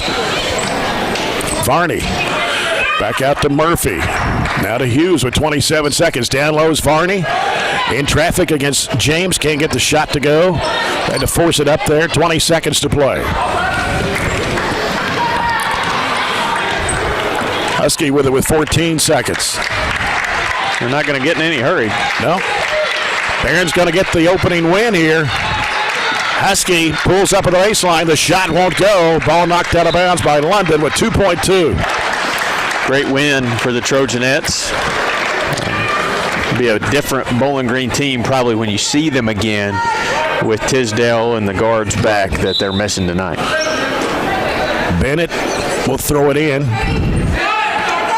And it's going to be thrown away out of bounds as it was touched there by Briley. 0.6 of a second is all that's left. And that'll do it. Barren County wins it 53-41 over the Lady Purples. Start the season at 1-0. Bowling Green will start the season at 0-1.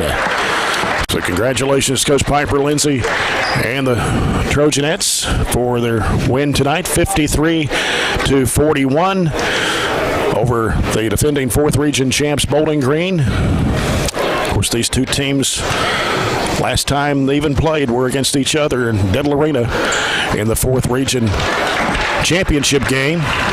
And I was hoping that Piper would make her way over, but maybe it's going to be Scott Chapman. No, Piper. Is she coming? Wheeled back around. So we'll get the headsets on. Coach's comments brought to you by McDonald's. Enjoy a meal today at your Glasgow McDonald's. We have to be socially distanced. You can't hear me at all? No, I mean, I can hear you talking. Am I supposed to hear you through this? Yeah. Well, we're close enough. You can hear me now, okay? I've been too close. I don't know. Are we recording? Are we recording? Yeah. No, we're live. I mean, are we live right now? Yes, we are. Oh. Yes. Congratulations. Thank you. I forgot. I thought we've done this before, but maybe under normal situations. Good start for you, Coach. 53-41 win, and let's talk about it a little bit. What worked for you tonight? Well, we shot the ball well. That's one thing, and we took care of the ball very, very well in the first half. I think we only had a couple turnovers, I think, but I thought Emma Hughes did a heck of a job on James, and I mean, just her speed and her physicality. I mean, she's 5'4", 5'5", right, whatever she is, but plays so strong, and just mentally knows what she's supposed to do. And I told her if she wants to play, or if anybody wants to play, that's what you got to do. And so I was just proud of her effort, especially. And again, I felt like we were very unselfish. And like I said, I think the main thing is one of our keys was to take care of the basketball, and we did. You had 3 players in double figures tonight. Macy Lockhart, big second half, 12 points. Raven Ennis, most of her points came in the first half. She had 11, finished with 12. Katie Murphy, 10. And Abby Varney coming off the bench tonight with 9 points. Addison London scored 10. Excuse me. Mistake on my part. She had 10 in the first quarter. I knew she balanced scoring. That's what you like to see. Right. And that's what we told Addison too. I mean, if you can catch it and shoot it with a quick release, you're going to have a chance to play. And it was the very first play of the game. She gets it over there on the wing and just was shot ready. And that's why she's been in practice. So we've seen that. And then, like you said, Abby Varney, another kid, just hard nosed, plays great defense. And she's still learning. That's one kid, she's still learning. But I was definitely very proud of her. But her first varsity action. I know. So you're exactly right. And she really didn't seem like she stepped up. She'd been on the varsity, Right. But of course, James had 22, I think it was, for Bowling Green tonight. But she's hard to handle down low. But I thought you mentioned Emma Hughes, who gave up about 8 inches to her. Really played hard inside. Right. And on that same note, it was definitely a team effort. We had other kids kind of going at her and trying to just stop her from driving, kind of, I guess, just pushing us down a little bit. And of course, we still need to work on our rebounding. We gave up a lot of offensive rebounds, especially in the second half. That's one thing we're going to have to improve upon. Too bad we don't get to play Warren East tomorrow night. But now you're off to Friday for a district game against Monroe. They play really, really hard. They're young still, it seems like. They've been playing together for a while. We're going to have to make sure we come in same thing. Take care of the basketball. Do those little things. We really need to clean up some things defensively, I think, at times. And then our execution offensively is the best we can work on. Coach Taylor Winfrey to start the 2021 season. Hey, thank you so much. Thank you, Piper. Appreciate it. Coach Piper Lindsay, the Trojanettes winning tonight 53-41 over Bowling Green. And we're going to come back with our CPC Commodities post-game report after this break. CPC Commodities, proving our farm made for yours. Again, the Trojanettes 53, Bowling Green 41. Always remember, if you find a vehicle on DonFranklinAuto.com, Don Franklin will then bring that vehicle to Glasgow and let you experience the Don Franklin difference. This is Barren County High Basketball, presented by Don Franklin Auto Glasgow on Nash 1037.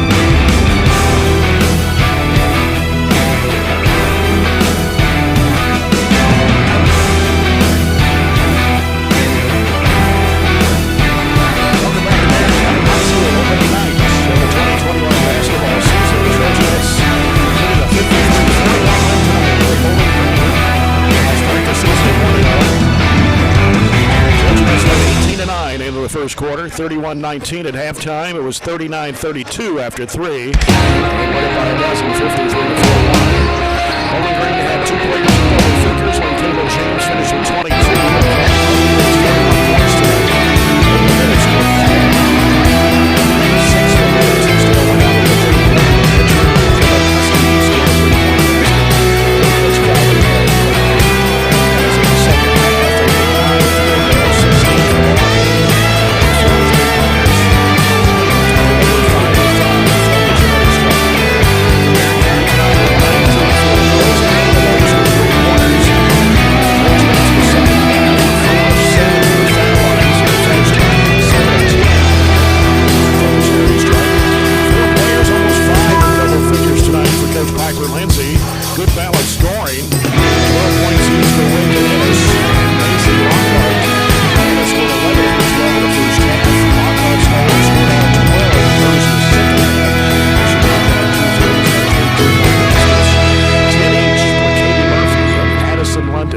London scored all 10 of her points in the first quarter. A couple of threes, a 2 and 2 free throws.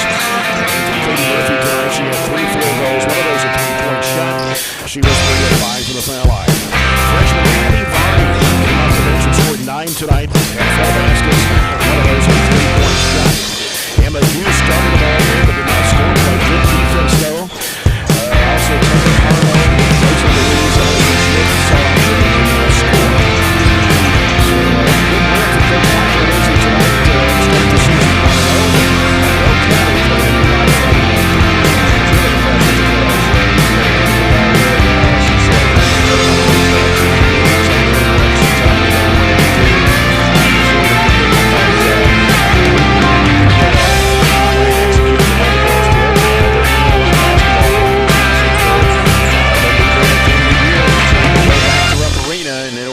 Between, I'd say, us and Bowling Green. Maybe Warren East has something to say about that. But I'd say those are definitely the top 3 teams in the region. And again, we unfortunately can't play them tomorrow night, but we'll see them down the road, whether that's a makeup game or in the regional tournament. Our post game tonight is brought to you by CPC Commodities. Looking at our farm made for yours. Cassette, we've got the pregame report. Countdown to the first quarter. The tip-off action. The Trojans and Trojas, our second game of the evening. Oklahoma State 2.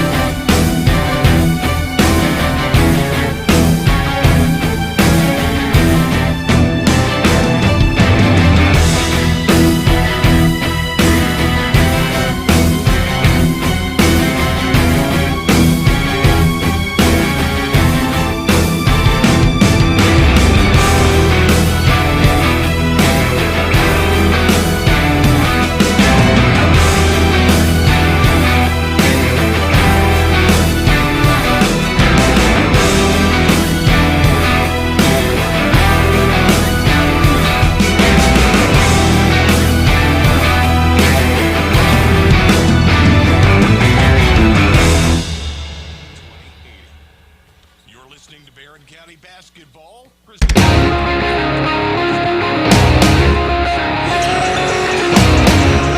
Welcome back to Barren County High School.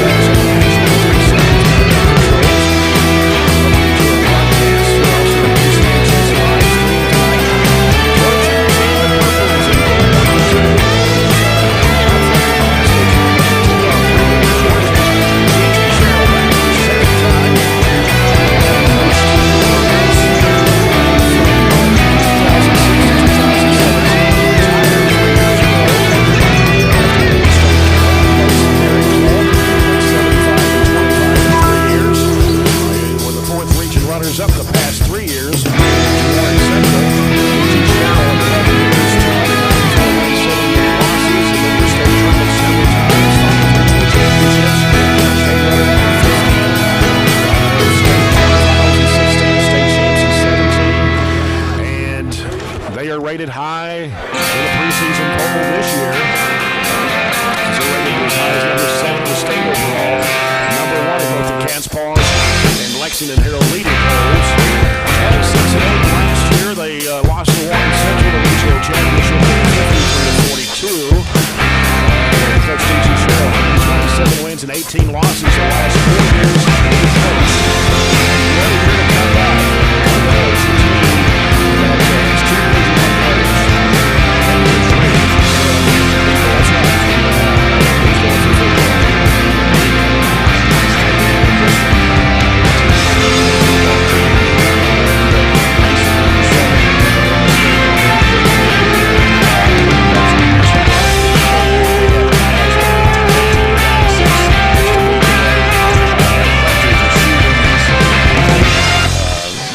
Inside, mix it up with his physicality, and you know, I mean, what do they not have?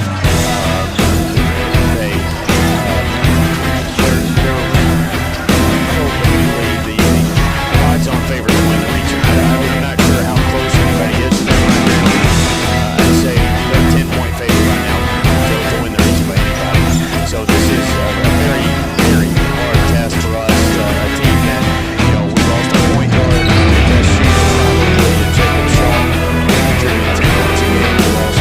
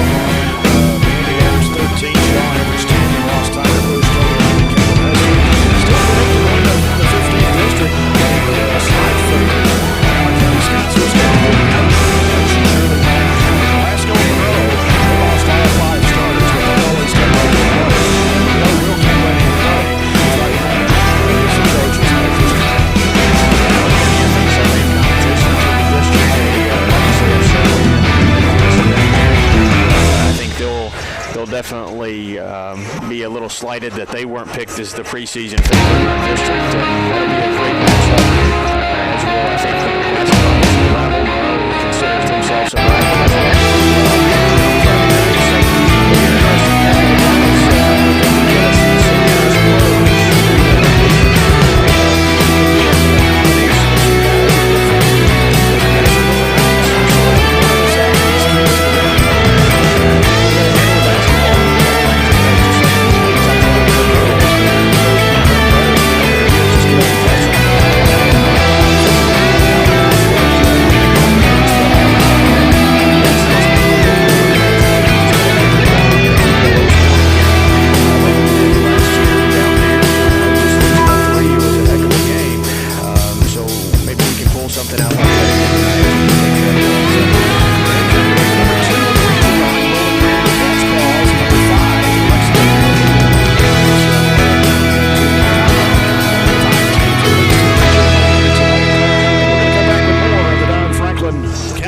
Tip-off. We're 4.5 minutes away.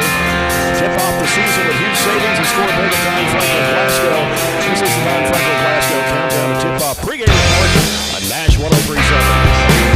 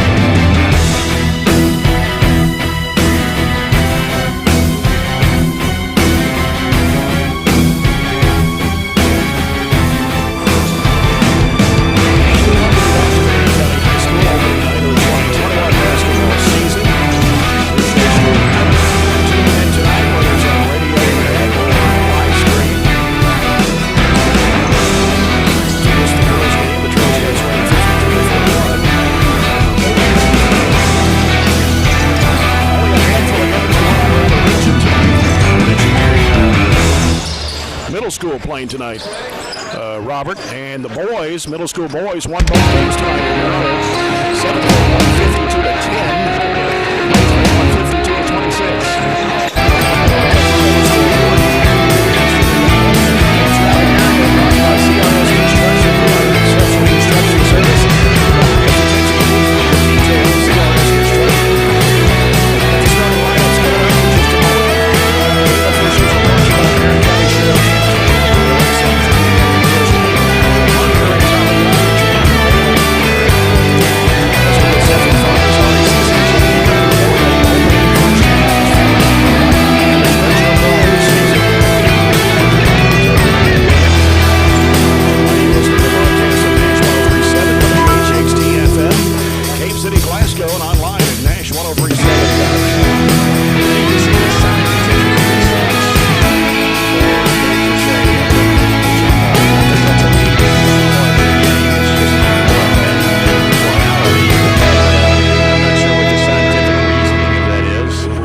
Second year face-to-face, I guess. But anyway, girls won the toss, I guess. I don't know who won the toss, boys or Bowling Green or Barren here. Yeah. Starting lineups are brought to you by SERTC Total Communications. Isaiah Mason, a 6'4 senior. Turner Buttrey, a 5'10 junior in the lineup. Jordan Dingle starting tonight, a 6'5 senior. Trace Flannery, 6'3 senior, starting tonight as well for the Purples. I think they've got a change in a jersey. We'll have to figure out who number 3 is. I don't have a 3 listed on the roster. And Coach D.G. Sherrill just sent me the roster this afternoon. So already a change. Gavin Withrow, 5'9", 150 senior for the Trojans, along with Tay Pointer, 6', 160 junior. Mason Griggs, a 6'1", 155-pound junior. Ryan Shirley, 6'2", 190, a junior. And Aiden Niken, 6'6", 210, a junior for the Trojans. So Jackson Banks is number 3 tonight instead of number 11 for Bowling Green. He's a 6'5 senior. There's a little contrast in the coaching attire as well. DG has taken John Calipari wearing a sweatpants approach versus... yeah, we haven't mentioned about the wardrobe tonight. Right, Coach Cunningham and his normal dress attires, tie. First quarter brought to you by German American Bank, supporting the communities we serve and believe that when a community thrives, its people prosper. Looks like Bowling Green's going to get the opening possession. And Flannery will toss it in to Buttrey. Buttrey, the EKU commit. Angles off the right side, gives it back to Flannery, top of the key. Right side it goes to Mason. Mason's guarded by Griggs. Here's Buttrey, left of the lane. This is back in there to Banks. Banks goes to basket, the leaner, up and in. The Bowling Green on the scoreboard, first 2-0. Griggs with the basketball on the right side for the Trojans. He's picked up his dribble. Goes off to Niken. Niken working against Mason. He's cut off, top of the key. Bowling Green. And turnover by the Trojans. Bowling Green Purple's bench over here to our right. A little animated, aren't they? A little bit. Went back door. Gavin went back door and then cut it off. And Aiden through the back door. Nobody there. Out of the high post right side is Flannery. They give it back to Buttrey. Buttrey now working against Withrow. One-on-one. Goes to the basket. Puts it up. It's no good, but going to get a foul on Gavin Withrow. His first and the team's first, going to send Flannery to Buttrey to the free throw line. He was a 79% foul shooter last year for the Purples. Averaged 11 points a game. First free throw is missed.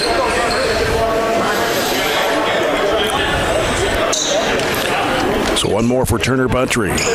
And it's up and it's good. 3-0 Bowling Green lead. Coach D.G. Sherrill's got, 8 assistants over there. They took up most of the bench. Yeah. Pointer with the basketball.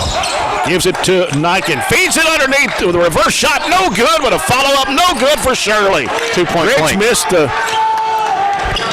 shot underneath, and Shirley couldn't finish it either. Mason driving. Has it poked away or lost it out of bounds?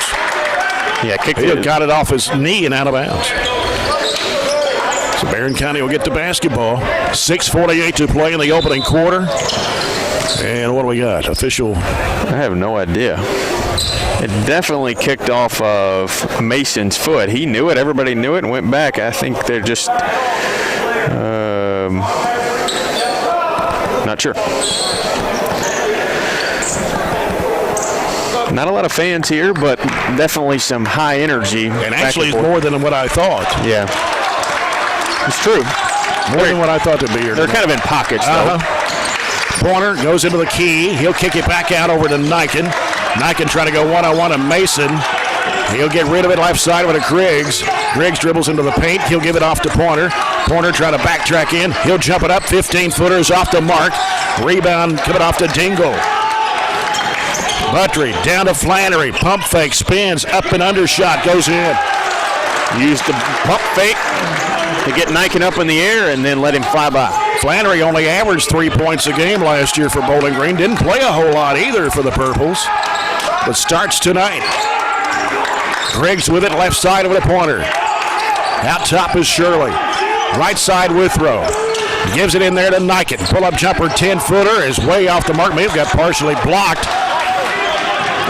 Buttrey, little head fake, drives against Withrow. High arching shot, looped it up there, and it goes in. Almost threw it from behind the backboard, and Buttrey gets kind of a rap maybe for being a three-point specialist, and he is at almost 50%, but you can see him taking us off the bounce 2 times already. He got free throws once and got the bucket to go there. 7-0 start, a little less than 2.5 minutes in. I want to remind you to tune to 104 The Score every Monday at 4 o'clock for the Brown Sports Bag as James Brown and John Butler discuss high school and college sports and interviews with coaches and other special guests. It's Mondays at 4, Brown Sports Bag on 104 The Score.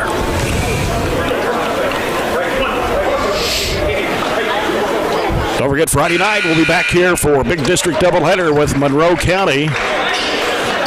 Falcons and Lady Falcons.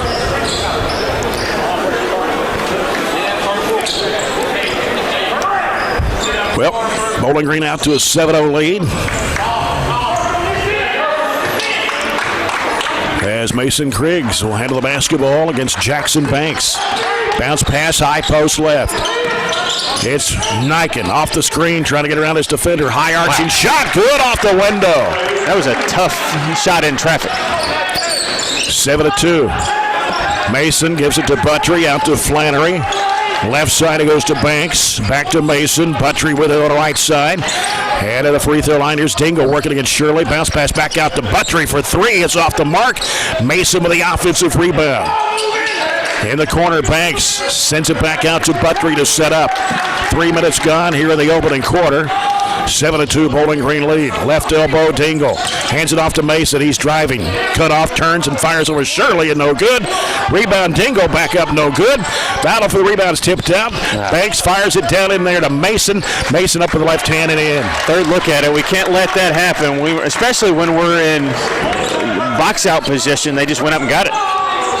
Ryan Shirley with the basketball for the Trojans. It's 9-2 Bowling Green. Griggs, a lot of pressure from Banks. Off to Pointer. Pointer on the right side against Flannery. Pointer still on the dribble. Bounces in there to Niken. Turnaround jump shot over to Dingle. Good. Good looking stroke from about 17. 9-4. Bowling Green with a 5-point lead. Buttrey out to Flannery. Left side it comes to Mason. Mason looking. Out top it comes to Banks.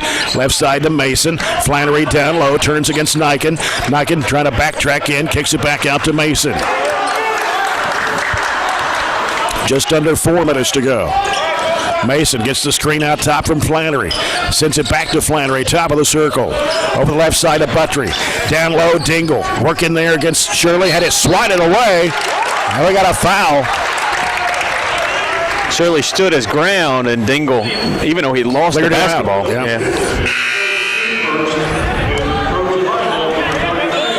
Got a couple of changes in the lineup. In for Barren County, Aiden Miller, 6'4", 205, sophomore. Also Corbin Murphy in the game, 6'3", 235, and a senior. Bowling Green with a couple of changes as well. And none of these numbers are matching up of who they're bringing in. So I don't know. DG not too good about rosters. Here's Niken down low, turns up and no good. Battle for the rebound coming out there with it. Bowling Green. 3:25 left here in the first quarter. Mason sends it back out to Buttry. Buttry gets the screen out top from Gurley. It's Brad Gurley, number 20 for the Purples. Mason with it on the left side. He'll send it out to Buttry. Wanted to shoot, drives to the basket, bounces off, hits the side of the backboard, put back up, no good by Gurley, but a foul.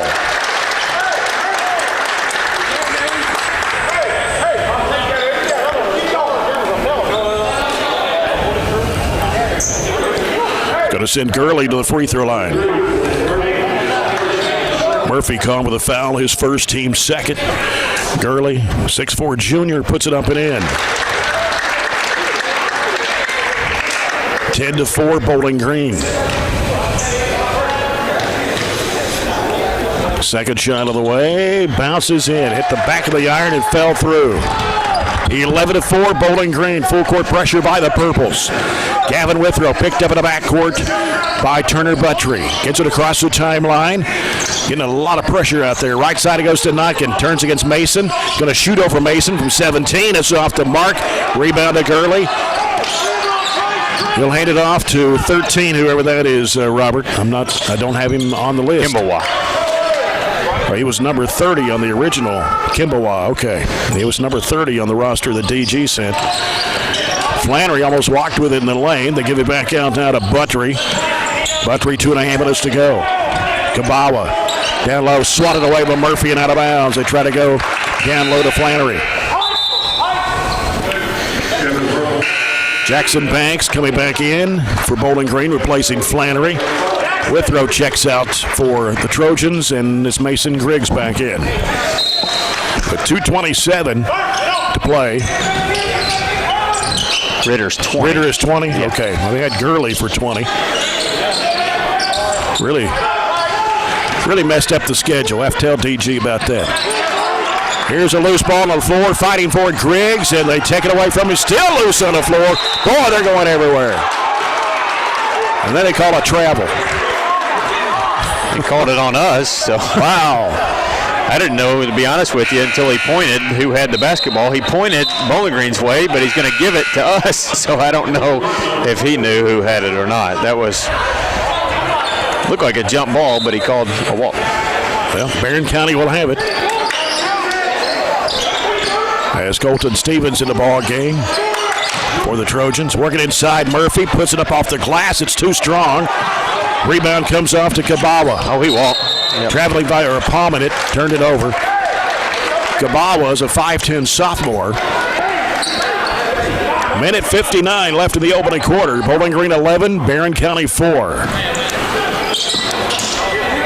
Talked about number 20, Mason Ritter. He's a 6'7 freshman. He's in for the Purples. Griggs with it on the right side, drives against Kabawa. Cut off down low, whistle, traveling violation on Griggs. Tried to clear Kabawa and couldn't without an extra step. We've got to find some offense. They are smothering us right now, and we have not found very many good shots. Another substitution in for the Purples, number 14, Curtis Lynn, a 6-foot junior. He handles the basketball. Gets it across, or is it number 11? It is 11. But I think that's Lynn. I remember it from last year. He just got a different number. Yeah. Turner Buttry, right side over to Mason. Mason works it into the paint, goes in with a one-hand shot. It rams good. Mason with his second field goal. 13-4 Bowling Green. Stevens in the backcourt works against Buttry across the timeline. Bounce pass over to Griggs. Griggs off the screen, and Miller working inside the paint. Shoots over Banks, and he banked it in. Two-man game, pick and roll. Good delivery and high-arching shot over the defender. People's Bank shot for the sophomore Aiden Miller. Makes it 13-6. Minute to go here in the opening quarter. Mason with the basketball for the Purples. He's going to stop, fire a three. They drop back off of him, and Mason drains it. Somebody didn't get the Post-it note that said he was a top 10 player in the state. Yeah, number 8 actually, number 1 in the region. 16-6. Niken really being hammered out there, being chased, being dogged. Drives, kicks it out to Griggs with a 12-footer. It's blocked. Lynn comes up with the basketball. Long pass in the corner. Banks for 3. It's in and out. Lynn tried to go with the rebound. Battling in there is Dingle. Mason, left corner. Buttrey up the baseline, up with a shot off the window. It's no good. Niken clears the board, and a foul on Dingle. That'll be his second, team second.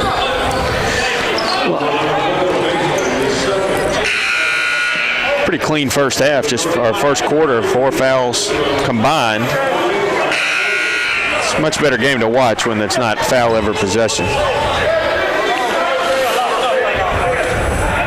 And we'll have to see who 15 is. I don't have 15. I don't know why DG did me that way. Man. Well, there's only a couple guys left that don't have a number. We'll see. He sent me a roster at 3 o'clock this afternoon. I guess you can change your mind, though. Wear different jerseys or something. Shirley with it on the right elbow. Turns and gives it back to Stevens. Stevens sends it out to Withrow. He can't shoot.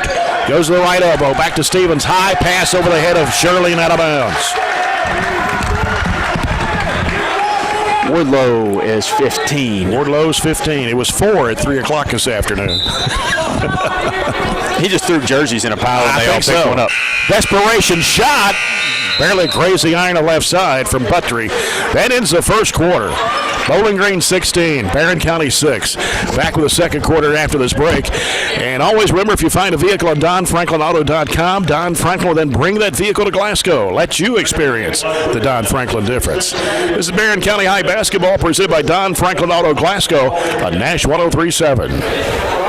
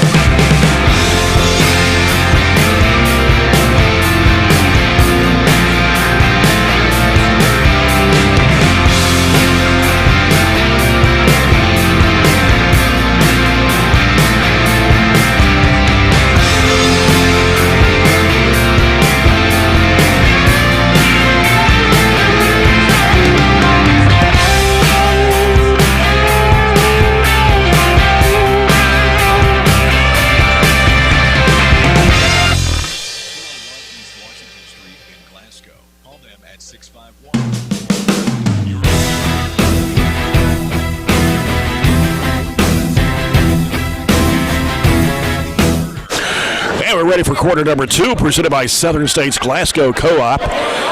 Glad you could join us tonight. Here the first night of the 2021 basketball season. Happy New Year to you. Jay Turner with Robert Bauer. Todd Belcher in the studios of Nash 103.7 tonight. On BCHS live stream as well. Barren County's basketball to start the second. Murphy will toss it in, and Withrow will bring it up against Turner Buttrey. Withrow working left side, bounce pass over to Pointer. Covered up by Banks, gets a screen from Miller. They try to switch off there. Withrow's got it to the right side. Back out to Pointer. Now Pointer with a bounce pass over to Miller. Back out to Pointer. Banks putting the pressure on. Pointer working back left, gives it to Shirley. Shirley back out to Withrow. Right side it goes to Pointer. Can't shoot the 3. They go inside to Murphy. Up with the left hand. He gets fouled. Try to make a little hook shot there. Foul on Bowling Green. And it'll be on number 20. Mason Ritter, his first, team's third. And that's going to send Corbin Murphy to the free throw line for a pair. Spun into traffic. If he would have spun baseline, been a little bit easier, but he's got to earn them at the free throw line. First shot by Murphy on the way, and it goes in. Hit the bounce on the front of the rim and fell in. Got to find a way to cut into this lead. A free throw will help a little bit, but our offense is just very, very stagnant. We've got to move and make them work. Second shot is missed. Bowling Green with a basketball coming the other way. You notice Huddleston's not played tonight. Not sure what the deal is with him. And, of course, Connor Cooper's out with an injury. Averaged 10.5 points a game last year. Here's Banks out of the corner for three. No good. We're going to get a foul on Ryan Shirley. They get a couple kids over here in street clothes. One's got you said wrist. Of course, Cooper is injured. Yeah. Not sure about Huddleston. Jackson Banks at the line, made 82% of his foul shots last year, and he hits that one. Also did well from behind three, too. He hit 45 last year. Averaged 7.5 points a game for the Purples. Second shot is also good. He'll have one more. Aiden Nyken back in the lineup now for Coach Warren Cunningham for Corbin Murphy.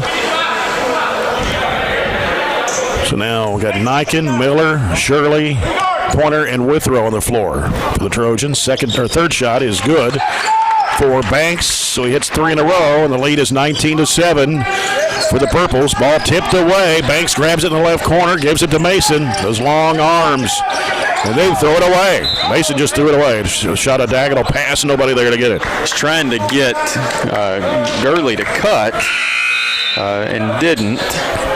Gurley or Mason. Yeah. Or Ritter, excuse me. Ritter. I'm looking at the wrong number 20. Mason Ritter. I'm sorry. I'll mark that out. Pointer gets the ball in play as to Withrow. And Buttrey staying right with him. Takes it down the right side. He's going to head to the basket. Shot rejected by Mason. Chased down the corner, and Banks lost his balance and fell out of bounds in the Bowling Green bench. It'll go back to the Trojans. Their help defense is very good. If you get past the first, they've got somebody protecting the rim, which has forced us to settle for a lot of jump shots. Nyken gets it out to Withrow. Withrow. Left side, Nyken heads to the basket. Can't shoot. Went completely underneath the basket. Tried to go up with a shot. We got a foul, and it is going to be charged to Banks. His first, team's fourth. Barren County with a new player in the ball game. That is number 20, Eli Brooks, 6'6", 165 sophomore. Miller in the corner, out to Brooks. Gives to Pointer, wanted to shoot the three, can't. Flannery came out to pick him up. Brooks sends it over to Withrow. Now Withrow, bounce pass back to Pointer. He'll fire it for three, no good. Rebound comes off to Banks. Here comes Buttrey racing down the floor. Angles off right, goes up against Withrow. Banked it up, no good. Tapped up, no good by Mason. Ball's loose, picked up by Ritter. He'll throw it back out to Banks. They go back down inside, and Pointer ripped it away. They're going to call a jump ball. And a possession arrow to the Purples. Haven't been able to grab a couple of those loose balls, and you can't give Bowling Green more than one look. Mason to the left baseline to toss it in for the Purples. Comes out in the corner. Buttrey pulls the trigger for three. It's off the mark. Chasing down the rebound. It's slapped out of bounds, and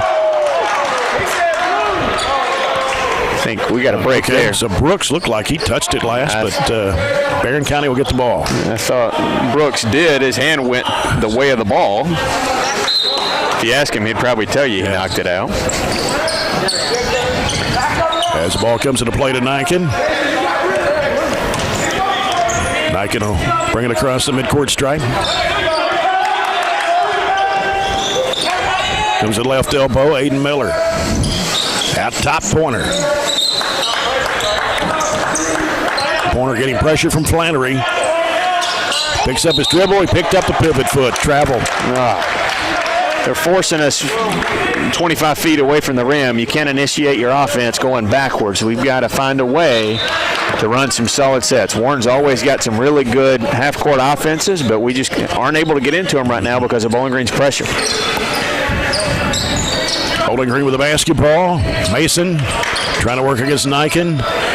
Goes left side with the Banks. Got Brooks guarding him. Faked one way, goes the other. Oh, a collision with Potter. Oh, a blocking foul. They're going to count the basket. That's not a good exchange for the Trojans. First foul on Tay Pointer is be the fourth Barren foul. At least they didn't count the bucket and make them take it out. So they did not count the bucket. Okay. Pass comes way to the backcourt to Banks. He'll give it to Buttrey to set up. Gets a double screen out top. Angles off to the right. Now wants to drive. Cut off by Miller. Now goes back up the baseline. Little pump fake. Trying to go up with a shot, and he's fouled. Made a really good hesitation. Act like he was going to pull it back out, and then went right back to the bucket. Tricked us, fooled us, and caused us to foul him. First foul on Aiden Niken. That's 5 on the Trojans in the first half. And Turner Buttrey, 1 of 2 at the stripe, gets that one for point number 4. Corbin Murphy comes in for Aiden Miller for Barren County. 20-7 Purples, 5:21 left in the first half. About 10.5 minutes. We only have 3 field goals. Second shot good for Buttrey. Curtis Land back in the purple lineup. 21-7 Bowling Green. Murphy looking inbounds, comes into Niken. It's Mason guards him. Now Withrow will bring it up against Turner Buttrey. Gets it across the line. Angles off to the left side. Now has to reverse it back right. Gotta get rid of it. A lot of pressure. Going to have to get rid of it. Yep, gives to Pointer. Oh, ball's knocked away by Mason. Try to go to Niken, but retrieved there by Pointer. Back out to Niken. 3 minutes gone here in the second. Right side is Pointer with Lynn guarding him. He goes in there to Withrow. Goes to the basket. Shot rejected. On the baseline, Brooks throws it up, an air ball. Flannery walked with him, and no call. Bowling Green back the other way. Buttrey with it on the left wing. Down low, Mason. Guarded in there by Withrow. Spin, he walked. Here's a shot going up. It's good, but they're not going to count it. He did travel. Lost his balance as Gavin kind of pulled the chair out from underneath him. Couple of changes in the lineup. Ryan Shirley's back in for the Trojans. And Kabawa. And also, who else came back in? 14? Yeah, Lynn. No, 14. 11 is Lynn. 14, that's another new player that's checked in the lineup. He hasn't been on the floor. And we don't have a 14. So what else is normal? Here's Pointer, left side. Pointer trying to get the screen there from Shirley. Dumps it back to Shirley. He's going to be fouled. The reach in on whoever 14 is. I don't think I've had this much trouble from a roster that was sent late in the afternoon and is totally different than what was emailed. Anyway, Shirley with a basketball. He's covered up. And Niken trying to drive into traffic. He is going to be fouled. And this one will be on Kabawa. That's number 6 on the Purples. So who's our mystery man? 14 is Greer, and then DG has 1, 2, 3, 4, 5 mistakes so far tonight. That's Jay, all? Jay, that's more than you make in a year. Wow. Well, you got to remember his first year back coaching. Yeah, I'm not sure. Here's Niken working in the paint. A lot of traffic. Puts it up and in. Athletic move for Aiden Niken, his 6-point. 21-9, Bowling Green. There's a collision. That'll be an offensive foul on Curtis Lynn. Maybe he can assign one of the 14 assistants he has to get all the jerseys right before each game. Not kidding. He has 2, 4, 6. He has 6 assistants. Well, I have to tell this on him because the first roster he sent didn't have any numbers at all. He didn't know they needed those. Then he sent me the numbers this afternoon. Oh, wow. 21-9. Bowling Green. Niken gives it to Griggs. Griggs now works it across against Devin Gear. Left elbow, Niken. Turns back, looks in trouble, gives it out to Shirley. Well, Bowling Green smothering defense. Shirley shot rejected in there by Banks. Here comes Mason. Bounce pass underneath. High off the bank. No good by Gear. Coming to the basketball is Niken. I'm not keeping stats like I should be. I apologize to you and everybody, but they've got try to keep up with numbers. They got a ton of blocks down there tonight. Griggs down low. Murphy can't handle the pass. It goes out of bounds. Anytime we get anything close to the rim, they're coming from off ball to protect the rim with the block. Just makes it really, really difficult to get anything going, and the fact that we haven't knocked down an outside shot doesn't help. They're just really, really smothering you. Turner Buttrey with it on the right side against Brian Shirley. Still on the dribble, gives it back out to Gear. Left side it comes to Banks against Murphy. Trying to shake him off, can't. Mason against Niken. 2:40 left in the half. 21-9. Low-scoring basketball game, really. Here's Banks with the basketball, and he walked with no whistle. Buttrey working inside the paint, gets hammered in there. He'll go to the free throw line. He's found several creases tonight to be able to get into the lane, draw some fouls. 14, Ryan Shirley, his second, team sixth. Well, I'll tell you what, if we were playing Warren East tomorrow night, Brandon Combs would definitely have his roster in check. A man absolutely that pays attention to the detail. He does. He's a good one.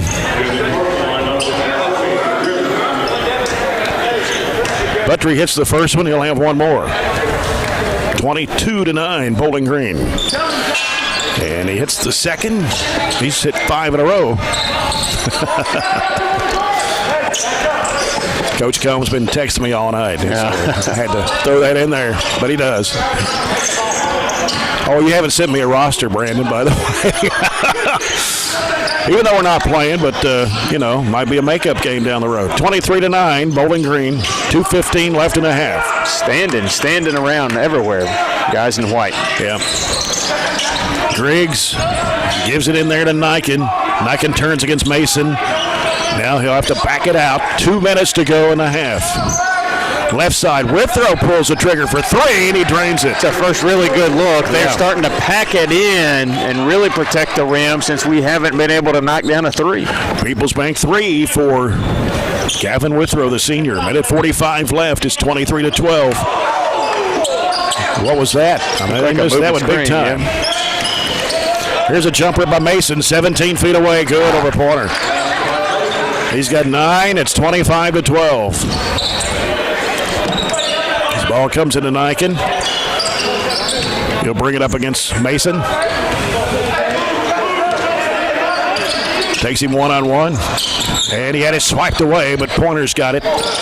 Pointer over to Withrow in the left wing. Go down the baseline as Griggs throws it across in the corner to Pointer. He'll fire for three. It is no good. Rebounder Ritter for Bowling Green. Better ball movement, better look, and just couldn't get it to fall. Yeah. Buttrey with it deep on the right side. Banks left side. Mason in the corner. 54 seconds to go.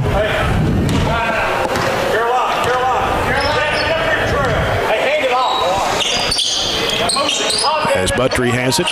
They swing it around to the left side over to Mason. 40 seconds to play. Banks for three. Top of the key. Good. And a foul.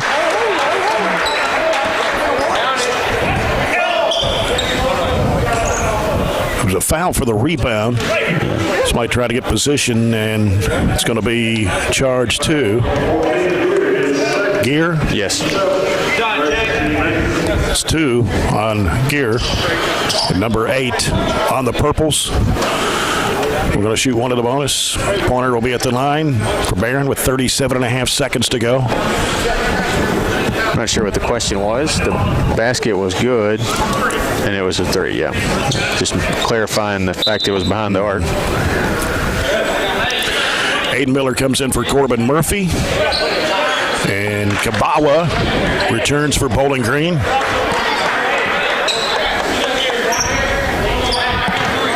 So Pointer at the line for the Trojans. One of the bonus.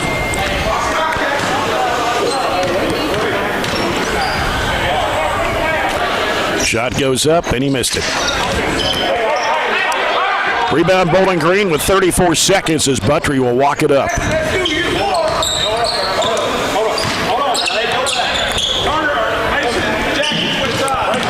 Buttry out front against Gavin Withrow. 20 seconds to go in the half. Bounce pass, right elbow. They go underneath the Mason. It comes up short. Taken by Griggs. Pushing it down the floor for Barren. Spin move. Had it swatted away by Banks, but Withrow there to get it. Double team. Back in the corner to Griggs. He's trapped too. Withrow trying to hook it back off. Taken by Mason. Mason, he'll go under. Puts it up. Missed the shot against Niken. Knocked out of bounds. That'll do it for the first half. First half comes to a close with Bowling Green leading Barren County 28-12 here at the break. When we come back, we'll have the South Central Bank halftime report in a moment. Always remember, if you find a vehicle on DonFranklinAuto.com, Don Franklin will then bring that vehicle to Glasgow. Let you experience the Don Franklin difference. This is Barren County High Basketball presented by Don Franklin Auto Glasgow on Nash 103.7.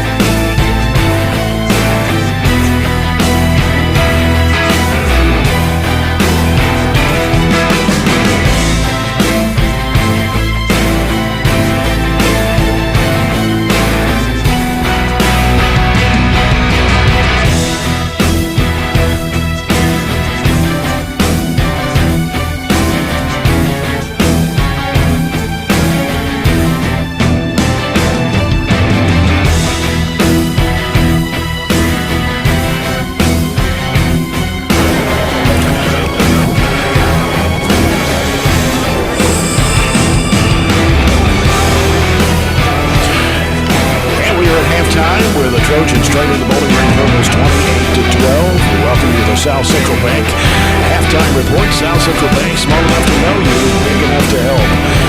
It's been all Bowling Green in the first half. They hit 8 field goals. 2 of those were three-pointers, and they were 10 of 11 from the charity stripe. Isaiah Mason with 9 points in the first half, 4 field goals. One of those a three-point shot. Jackson Banks has scored 8, a three-pointer, a two-pointer, and 3 of 3 from the line. Turner Buttry has 7 on a field goal and 5 of 6 from the charity stripe. Trace Langley scored a 2-point bucket, and Mason Ritter was on time with 2 free throws for his 2 points.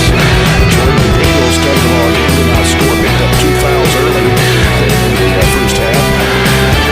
For Barren County, only 5 field goals in the first half. One of those a 3-point shot. They were 1 of 3 from the line. Niken has 6, and Barren County's 12 on 3 field goals. A 3-pointer for Gavin Withrow at 1 point.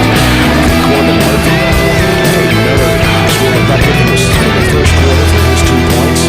Mason Briggs, Tate Warner, Ryan Shirley all started the ball game, did not score. Colton Stevens and Eli Brooks saw action, did not score in the first half. And Bowling Green proving they are the top team in the region tonight. Very much so. Very much so. They are. That's a nightmare for us in a lot of aspects. It's just difficult to guard them. you don't want to sacrifice things and just go zone because they clearly have shooters. But if you don't, they're finding clear paths to the rim right now, and our matchups aren't good for us. Our help hasn't been great. They keep us spread out, so it's hard to help. On the offensive end, things that we can do to exploit their pressure, like back cuts and back screens, they negate with the amount of help they can give to us because their length and their recovery to get out to shooters if we're able to skip it or run some offenses. So their pressure is just atrocious. We can't start our offense at the volleyball line and beyond towards half court. So really, it's just it becomes one-on-one situations, or it becomes us pounding the basketball into the hardwood like we've done instead of really moving the basketball to keep them off balance. It really shows a little bit some of our inexperience. We've tried to throw some young guys in there, but they haven't been able to really make a difference for us. And to be honest with you, that's a tough criticism because it's such a good opponent like Bowling Green. So it's just an overall tough matchup, but it's a good measuring stick. This game doesn't count against you any more than any other game would. It's not a district game like we'll see Friday night. So it just gives you a measuring stick to where you are, the best team in the region. And frankly, they would be doing this to just about 15, 16 other teams in our region right now. So it's not an us thing. It's more Bowling Green is just that good. Warren Central is ranked in the top 20 in the state. I don't know if that's fair or not. I think, they lost a ton of seniors. I think it's more just a name recognition rank than anything because the JV teams last year. Yeah. And a lot of sophomores. I mean, I think Bowling Green, Warren Central are clearly the two best teams in the region, but haven't seen a lot of people, and you never know what injuries and so forth people have. Bowling Green's even got a couple of kids, like you mentioned, Huddleston is not playing tonight, and a couple others that are in street clothes, so they're even more loaded than maybe we're seeing tonight.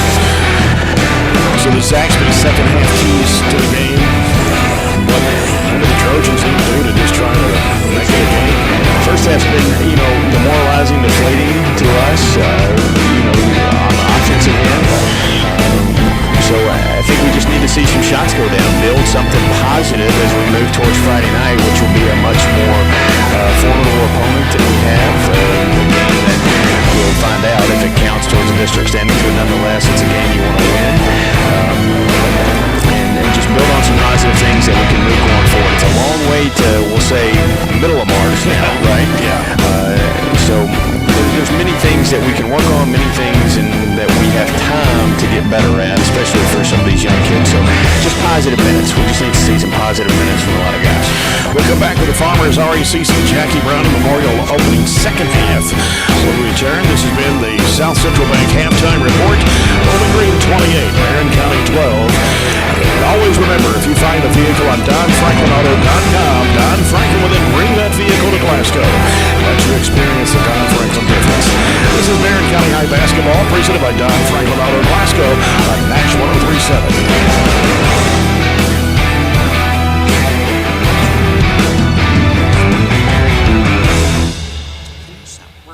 Then stopped by McDonald's for breakfast and somehow managed to do it.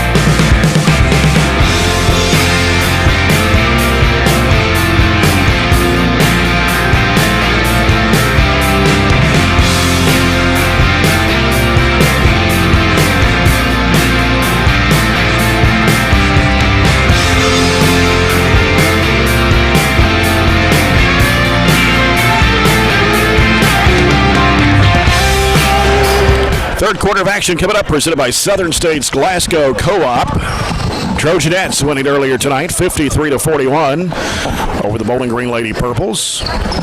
And as we've talked about all night, the big district doubleheader coming up Friday night here with the Trojans and Trojanettes hosting Monroe County. We're supposed to have played Warren East tomorrow night, but due to COVID issues on both the girls and boys teams, they've had to cancel their game for tomorrow night. It's unfortunate. Hope we don't see more of that as the season goes on, especially, here the first week of the season, and you're already having to postpone games. Yeah, I think you'll see it probably throughout the whole season. It'll be just a day-by-day thing to keep updated on, and I know Warren will do a good job. You'll do a good job on social media just to kind of keep everybody updated if we're playing, if we're not, or if any changes will be to the schedule. Not a whole lot of games tonight. I've only got one score. Hart County girls are up 31-24 over Franklin girls at the half. Tomorrow night, I guess, is more of the normal night. Yeah, there'll be a lot more games tomorrow night. Coca-Cola scoreboard, open a Coke and enjoy the game. Coach Cunningham's been busy all day long. He's worked his tail off today just to get ready for tonight, being athletic director. Yeah. And coach, too. We got a foul on Mason. His first Bowling Green foul of the second half. Trojans ball underneath, right side of the bucket. Withrow gives it in the corner to Niken. Ball slapped away, and Flannery saves it from going out of bounds. Mason drives, goes to the bucket, puts it up. It's no good. Are they going to call a goaltend? Probably should. I think that was Niken that smacked the backboard. No, well, they're not. They're not going to call anything. I don't know what the rule is on that, because you see it called sometimes a technical, you see it sometimes called a goaltend. Well, Mason's going to be at the line for 2 shots. But I think they're good. And I think they're going to, DG's at least talk it over. ask for them to. Right. I don't know that it kept the ball from going in, but he smacked it about the time that the ball was up on the rim.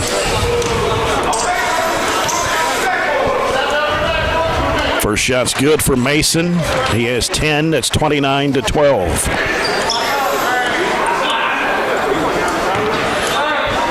And DG keeps arguing about it. Yeah.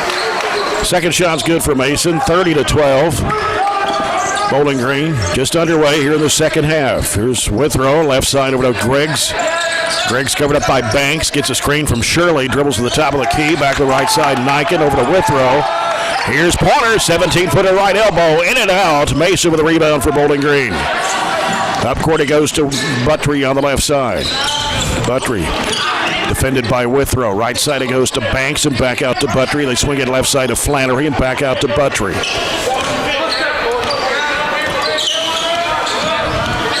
So get it set up. Dingle sets the screen. They had to switch off. Shirley's going to be called with a foul.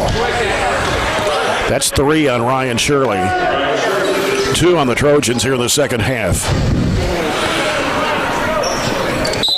Let him play with 3. I don't think they're posting the fouls on the board tonight. Just got one clock keeper, I guess, for social distancing. That makes it Coach Sutherland having to do double duty with a timer and scoreboard. Here's a shot flipped up, no good for Buttry. Mason was on the back trying to flip out the rebound. And Mason, his second foul, that's number 2 on the Purples here in the second half. So now Aiden Miller will come in to replace Ryan Shirley. DG now arguing that call. It's a good block out. That was from Griggs to draw that foul. DG doesn't let very many points go, no matter if he's up 30-12 or 90-0. Yeah, that's right. Right side it goes to Niken. Niken to the right elbow. Out to Griggs. And now here's a 3 by Niken. It won't go. Dingle with a rebound for Bowling Green. Buttry lead pass up court. 3 for Banks is in there. That's his second 3. And Coach Warren Cunningham wants a timeout. Bowling Green jumping out now to a 33-12 lead. 5-0 run for the Purples in the first minute and a half of the third quarter. Yeah, minute and a half, no field goals is not going to get anything positive, like we said, to build toward for Friday. And their transition game right now, they're just quick down the floor and quick with their release. I don't know. There's not a whole lot of answers to what to do against a team like Bowling Green. Mm-hmm. We said keep it low scoring. Well, we really, to be honest with you, we have kept it a low scoring game. Bowling Green scored 16 in the first, 12 in the second. So those are favorable numbers. Mm-hmm. But you've got to do the offensive work on your end too.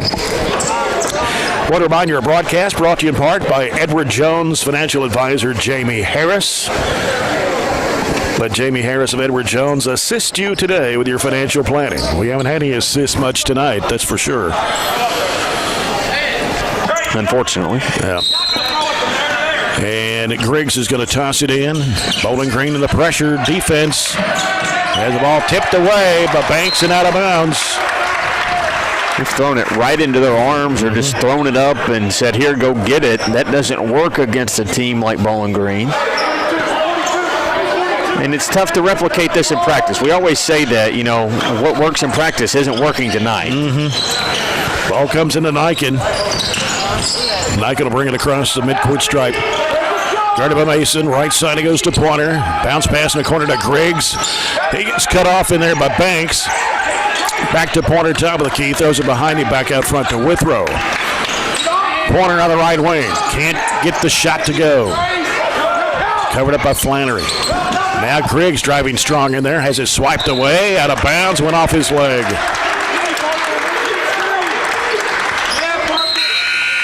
Another thing, and I know Dingle does. I don't know how many other guys play football. They're coming off a state championship. Not very many.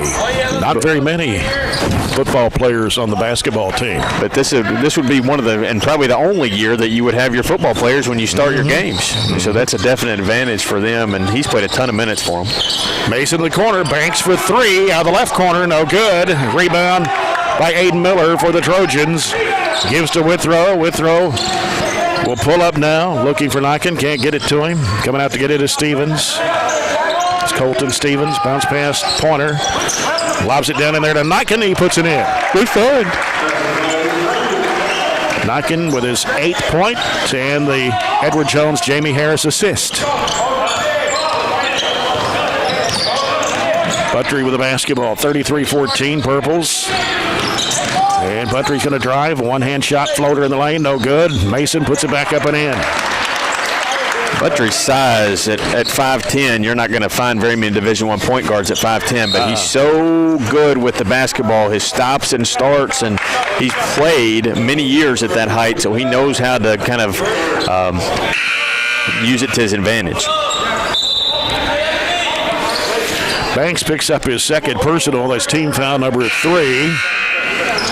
And now coming in, Mason Ritter for Bowling Green, replacing Flannery. Got Kabawa back in the game, replacing Banks.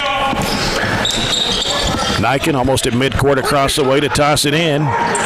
Comes out to Withrow. 5 minutes to go, third quarter. Niken on the right side. Out to Pointer. He'll fire the three over Dingle, and he puts it in. Our second three of the night, is that it? That is it. A People's Bank three-point shot for Tay Pointer. 35-17. Mason with it on the left side. Kabawa now gives it to Buttrey. Buttrey gets the screen. They had to switch off. Got Pointer now guarding Buttrey, trying to go up baseline. He's going to be fouled by Pointer. His second. Team's third.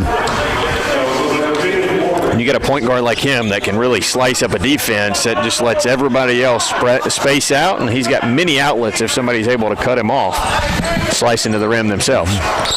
In the corner, Kabawa goes out to the left elbow, dumps it in there to Dingle. He gets pushed, trying to go up with a shot, and Dingle will handle the charity strike. Foul on Gavin Withrow, his second, team's fourth. Jordan Dingle, scoreless tonight. Makes his first point of the night. Talking about the 6 seniors on this Bowling Green basketball team. Kind of like Warren Central, they had 11 on their team last year. Second shot's good for Dingle. 37-17, Bowling Green. Ball comes into Stevens. Being pressured by Kabawa, and he's going to be fouled by Kabawa. His second, team's fourth.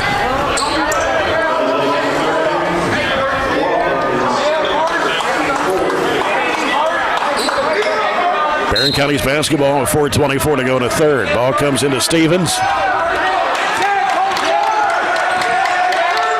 And here's a steal, loose on the floor, going to get a foul. That was a steal and then a taunt afterwards that drew the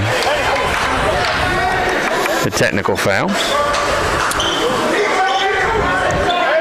Just got word that, of course, Connor Cooper not playing. He played football for Bowling Green. Kabawa, Gear, Gurley, of course, Dingle. Dingle's the guy that we know more about.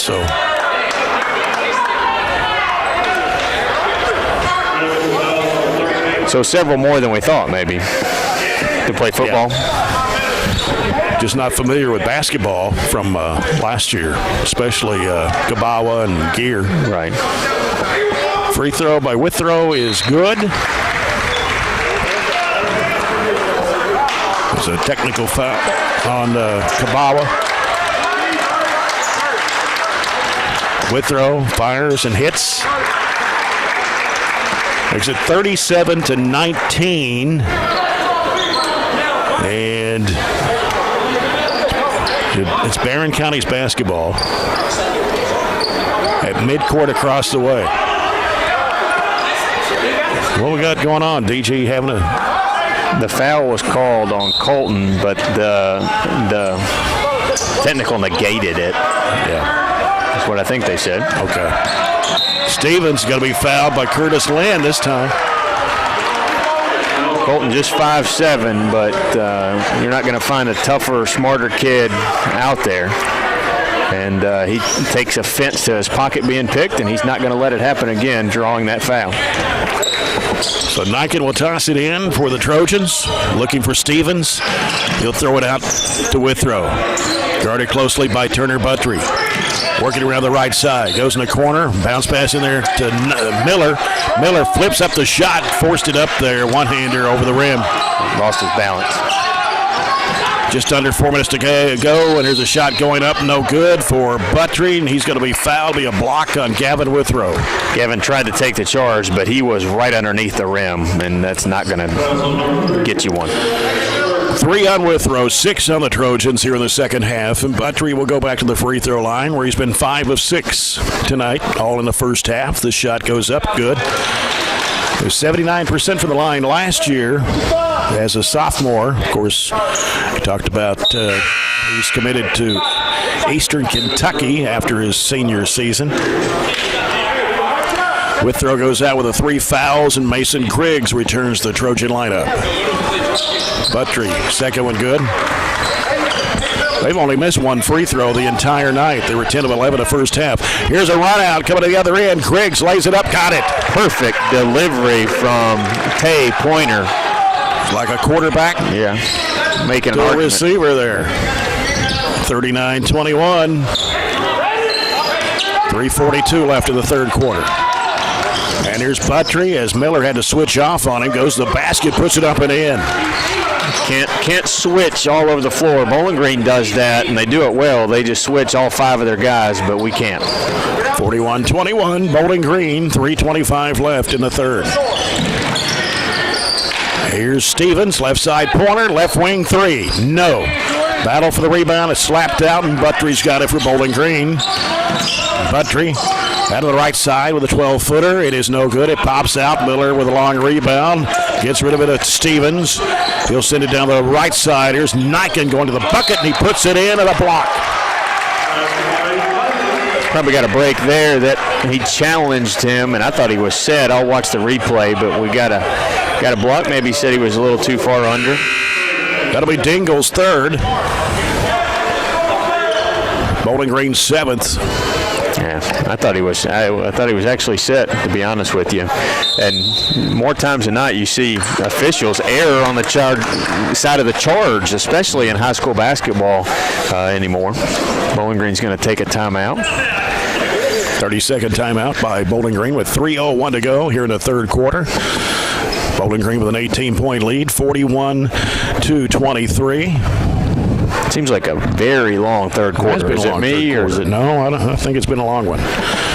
Looking at Bowling Green, they were 10 of 11 from the line in the first half. They've hit 6 of 6 here in the second half. So 16 of their 41 points have come from the charity stripe. A lot more fouls called. We've had 13 fouls called in this quarter. That's why it took longer. Being the bonus the rest of the way, both teams will, won't they? Mm-hmm. Barren County has only been to the free throw line 3 times and hit 1.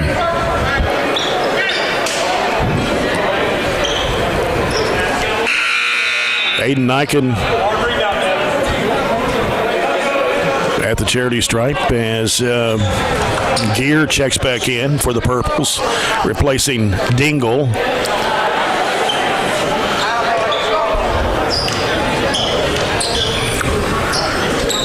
Free throw is good for Niken. 41-24. 3 minutes to play in the third. Bowling Green's got Buttry, Mason, Ritter, Lynn on the court, along with Gear. Mason in the circle. Back over to Buttry. Buttry, left side, Mason. Mason drives, baseline, kicks it off in the right corner.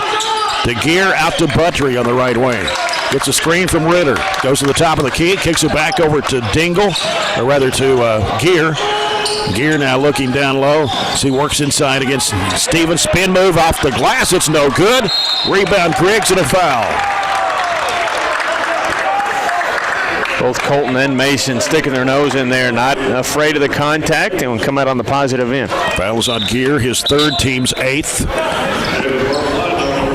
Lynn's going to check out for the Purples, and Jackson Banks returns. Mason Griggs at the line. 1 in a bonus.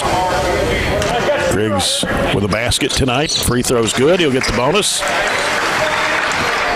Trojans have Pointer, Stevens, Griggs, Miller, and Niken on the court.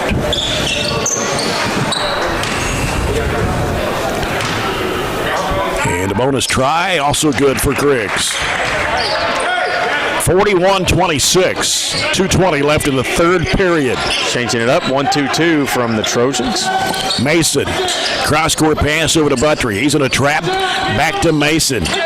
Mason getting some pressure. He's trapped. Cross-court pass comes to Banks. He drives against Miller. Miller cuts him off, throws in the lane to Ritter. They whip it back around the perimeter. Banks for 3. Got it. Good ball movement by the Purples to really negate our pressure. That's his third 3 of the night, and he's got 14. Doubles up on his average from last year. He averaged 7.5 points a game. 44-26. Pointer, long distance 3, won't go. Rebound. Miller tried to save it in bounds. It'll be Bowling Green's basketball.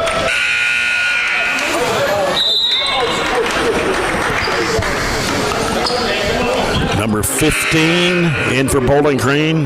That's right, it's MJ Wardlow. I'm going to say it is. Flannery also checking back in for the Purples.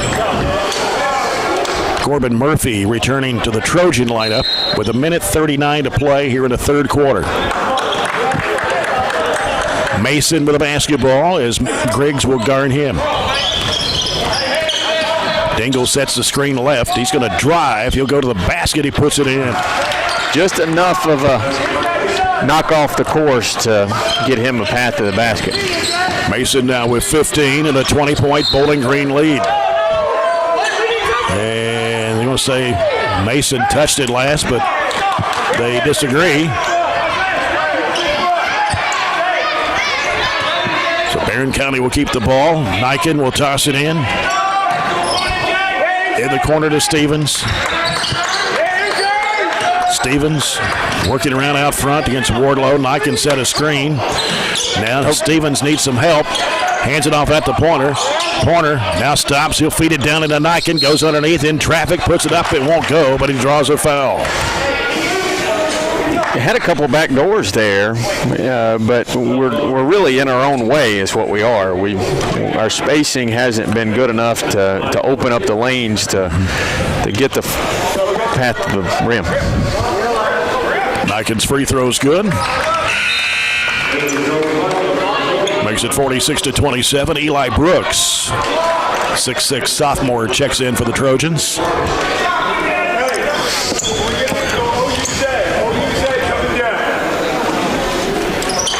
And the second shot won't go. Murphy with a rebound. Back up. It's no good. Rebounding again by Niken. He puts it in and draws a foul.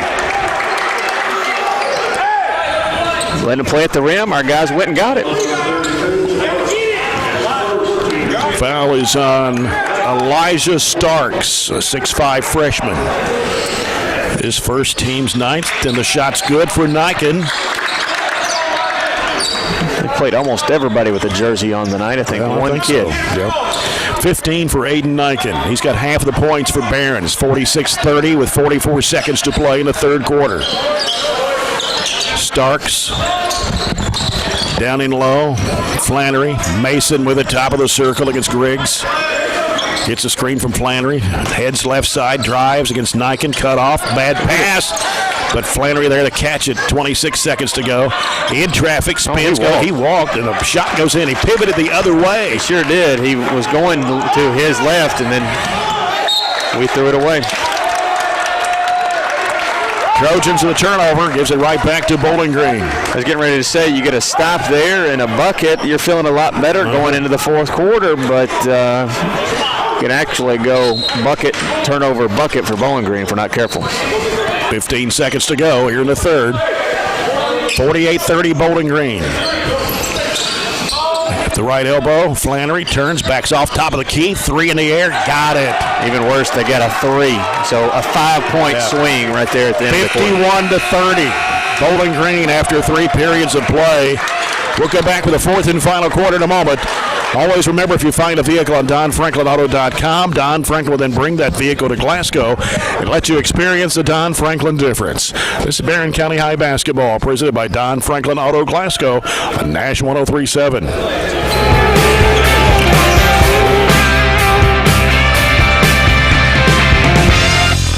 Serving South Central Kentucky for nearly 50 years as your local paving contractor.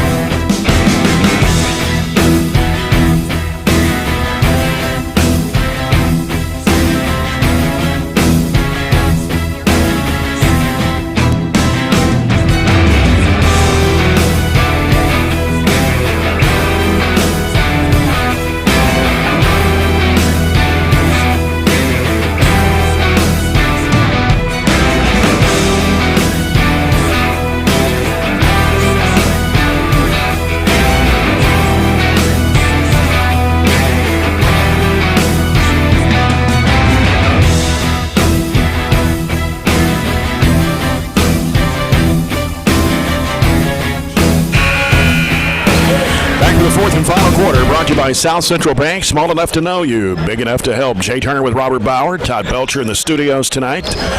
Glad you could join us here in the opening night of the 2021 basketball season.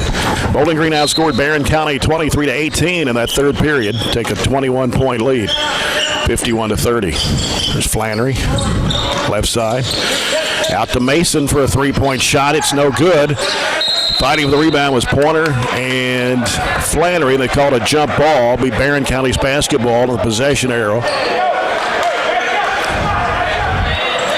Bowling Green Purples, the Class 5A state champs in football this year.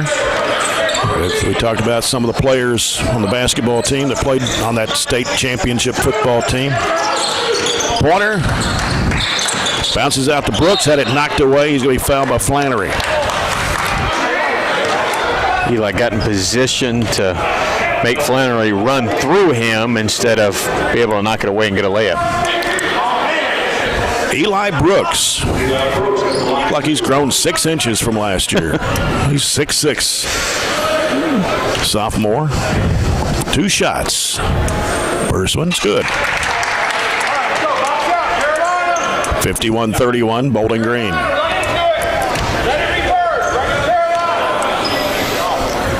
Second shot on the way for Brooks is good. 51-32. 30 seconds gone here in the fourth quarter. Flannery, right side over to Banks. They floated down in there to Dingle. Swatted away by a with throw, but stepped on the in-line. Good play by Gavin. Snuck in the backside, poked it away, couldn't control it. So Mason will throw it in on the right baseline for the Purples. Comes out to Flannery, whips it in there back to Flannery from Buttry, and then Nyken comes up with a steal. Nyken weaving through traffic, lost the handle but got it back, and a crowd puts it up. It's no good. And a rebound to Mason. And now Mason will get rid of it off to Buttry. Buttry, left side corner, Flannery trying to go baseline, bounces it off in the corner, Banks for a 3. It's no good. And we're going to shot put back up, no good. Ball goes out of bounds. Bowling Green gets it back. Got to get those boards. Had a couple chances at it, but they were able to just swat at it, poke at it, and they're going to get it back.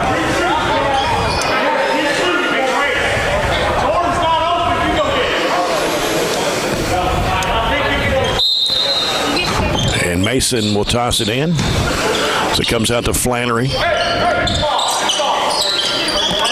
Flannery gets rid of it to Buttry. Left side Mason, back to Buttry, gives to Flannery between the circles, right side to Banks. They whip it underneath there to Flannery, and it goes inside there to Dingle. He missed the shot, put back up, no good for Flannery. Ball knocked out of bounds, and Barren County will get the basketball.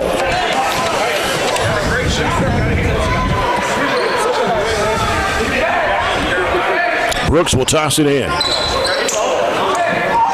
Comes into Nyken as he works against Isaiah Mason. Gets it across the timeline. Left side corner Brooks, and he stepped on the sideline in front of the Barren County bench. That extra 3 or 4 inches he's grown. He didn't know his leg was standing on the in line. Full timeout called by the Purples with 6:26 to go here in the basketball game. It's Bowling Green 51, Barren County 32. Trojanettes getting the win tonight over the Lady Purples, 53-41. Had 4 players in double figures, almost 5. Raven Ennis, Macy Lockhart both had 12. Katie Murphy, Addison London both had 10. Abby Varney, freshman, came off the bench and scored 9. Trojanettes looked pretty good tonight, I thought. Yeah, they sure did. I like to see the young kids kind of step in there, and some of the ones that played a little bit last year were kind of in different roles. That's really what I think Piper does a good job with. She makes sure that people know their roles. For instance, she praised Emma, and I did earlier. Hughes, the only senior on the team this year. Yeah. Played good defense, despite giving up 7 or 8 inches to the James girl. Yeah, Emma's not going to come out and score 20 a game, but she gives you things in other ways, like she did with the defense tonight. So I think that team's going to grow, as the boys are. It's easier to grow off a win than it is a loss, but either way, the goal is not January, whatever today is, January 4th, 2021.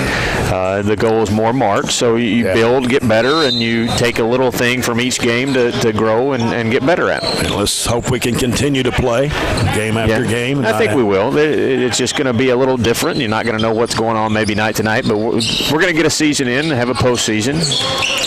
Flannery over to Buttry on the left wing. Here's Mason. Drives left of the lane, goes up against Nyken and puts it in. 17 for Mason. 53-32. 2 minutes gone here in the fourth. Withrow with the basketball against Buttry.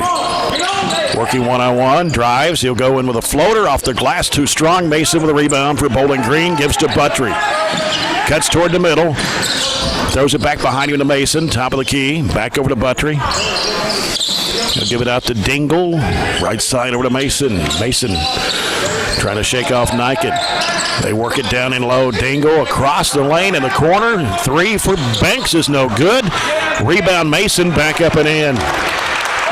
Should have kept it, but I didn't, like I said earlier, but the amount of offensive rebounds they have tonight is probably more than the rebounds we have total. 55-32 Bowling Green. And we've got a blocking foul on Banks. That's going to be his third. Double bonus for Gavin Withrow. With 5:11 to play.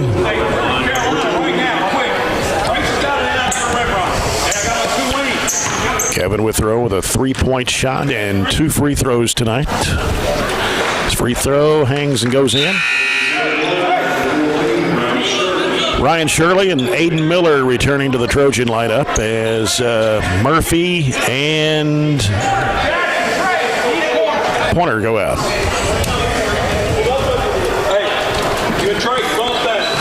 55-33 Purples. And Withrow hits both. 55-34. Flannery, left side over to Banks. Banks fakes one way, goes the other, gets Brooks. He'll put it up. It's short, may have got blocked. Brooks comes up with a basketball, and here's Withrow on the right side. In the corner, Shirley will pull the trigger for 3. He hits it. Banks tried to come out there to block it. And that's a People's Bank 3-point shot for Ryan Shirley. His only points tonight.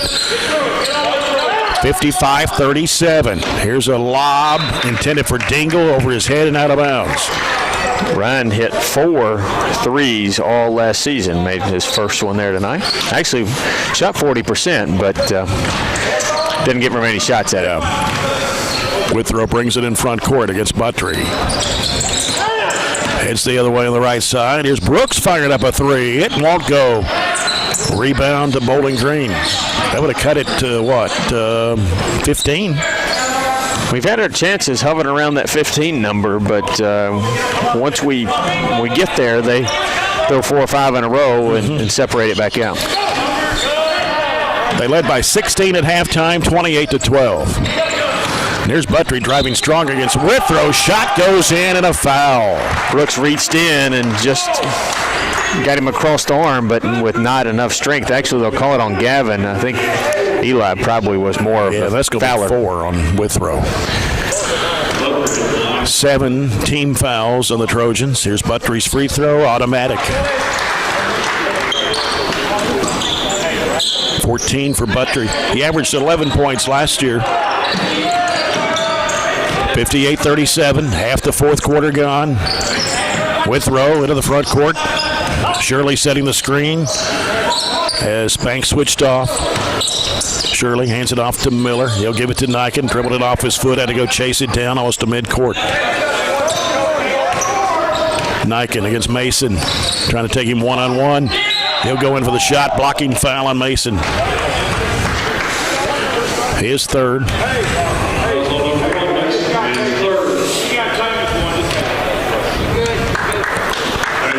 2 shots for Aiden Niken.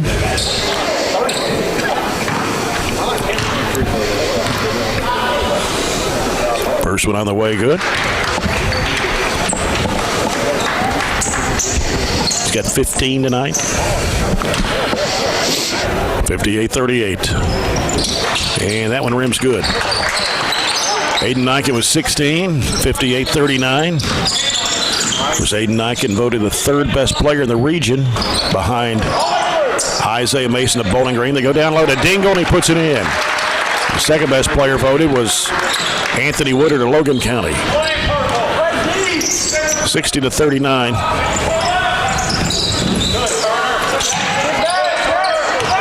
Work it into Miller, and now here's Niken, the left elbow.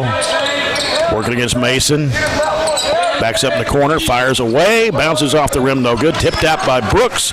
Shirley out to Withrow, straight away 3. Bounces off the rim, and battle for the rebound. Going to be out of bounds. Trojans will get it back with 2:55 to play. You can tell our offense is just a little behind, and there's multiple reasons. New kids, maybe a month break that most teams took. Just some different factors that we've got to iron out. They work it into Brooks. Turnaround jump shot in the lane. No good. Mason with a rebound for Bowling Green. Buttrey fires it down. It's stolen away by Niken. Niken in a trap bounce pass off to Withrow. Withrow fires it down to Miller. He puts it up, had it partially blocked. And the other way, Mason off to Flannery underneath, lays it up, no good. Rebound, Mason back up and in. And a foul on the Trojans. Miss a layup. Usually the other end is a made layup, and there was another example, and they're just extending the lead. Is that their largest, 23? I think so, yeah. It was 21 at the end of the third quarter.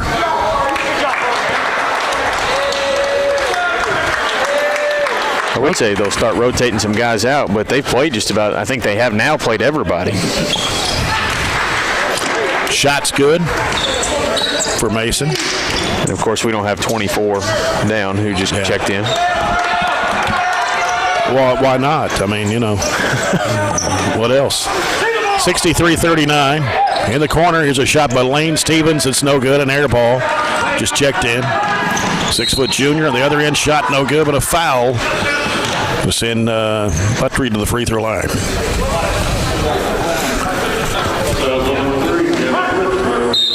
And Gavin Withrow is just fouled out of the game.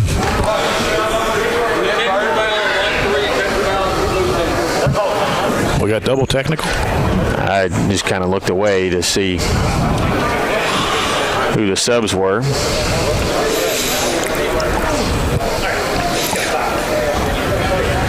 I think they just exchanged words. It's hard to see on the replay what they were, but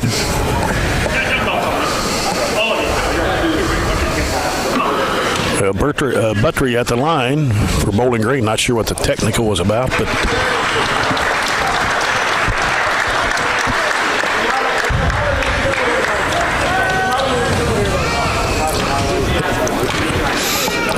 Buttrey puts it up. It's good. He'll have another.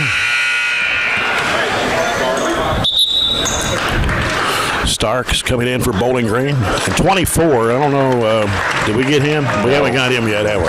I'll try to go get it. Another we have to check. 64-39, 65-39 as Buttrey connects. Lynn coming back in for Bowling Green. Well, he got 7 on the floor. Let's see. Who's coming in? Who's coming out? Got Starks, Wardlow, Lynn, Gabawa.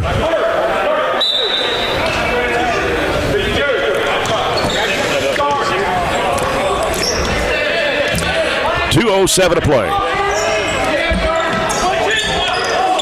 And Brooks getting some pressure. Got Blaine Watson to the ball game for Barren County, 5'10 sophomore. Brooks top of the circle, off to Colton Stevens. Colton Stevens looking, gonna have to get rid of it. Bounces over to Watson.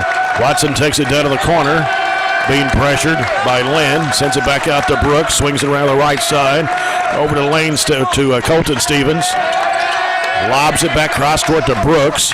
Brooks gonna fire up a three-point shot. It's no good.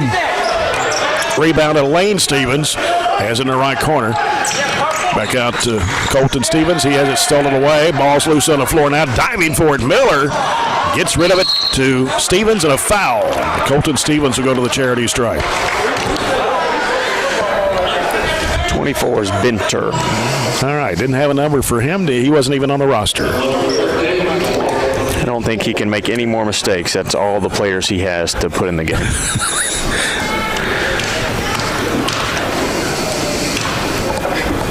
Colton Stevens, free throw, no good. He'll have one more. 65-39. Miller's going to check out. Travis Jones, 6'1", 210 senior, checks into the Trojan lineup. Stevens free throw, good on this trip. Gets in the scorebook at 65-40. Minute 10 to go in the game. It's been a long second half. Sure has. And going to have a turnover on Kabawa for palming the basketball. 65-40. Jones will get rid of it. Colton Stevens against Gabawa. Left side, over to Brooks. Trying to go off the screen. He'll dump it down, intended for Jones. Tipped away out of bounds by Starks. Barren County will keep it with 53.4. Stay tuned for our post-game report brought to you by CPC Commodities. Brooks threw it away. He was falling out of bounds. And Gabawa trying to force it in there to Benter. Traveling violation. Kentravius Benter, 6'3" sophomore. Wonder if he played football. I may get a text here in a minute to see if he played football or not. He looks like a football player. Got the build, doesn't he? 30 seconds to play. Watson with it for the Trojans. He'll give it off to Brooks. Colton Stevens. Colton Stevens trying to work into the paint, jumps it up there, and it bounces off the rim. Battle for the rebound. Lane Stevens has it in the corner. Here's a three by Jones, an air ball. 12 seconds to play. Bowling Green to the other end. Starks lost his balance, put up the shot anyway. It fell off the rim. Ball saved in bounds. Nope, it's going to be a turnover, and Barren County will get it with 4.2.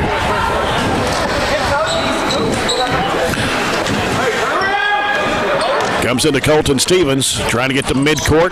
Ball's picked up by Starks. He'll fire desperation. That's it. Bowling Green wins it 65-40 over Barren County. And we'll come back with a CPC Commodities post-game report after this break. Always remember, if you find a vehicle on DonFranklinAuto.com, Don Franklin will then bring that vehicle to Glasgow. Let you experience the Don Franklin difference. This is Barren County High basketball presented by Don Franklin Auto Glasgow on Nash 103.7. For a new place to bank, consider South Central Bank, a bank that believes.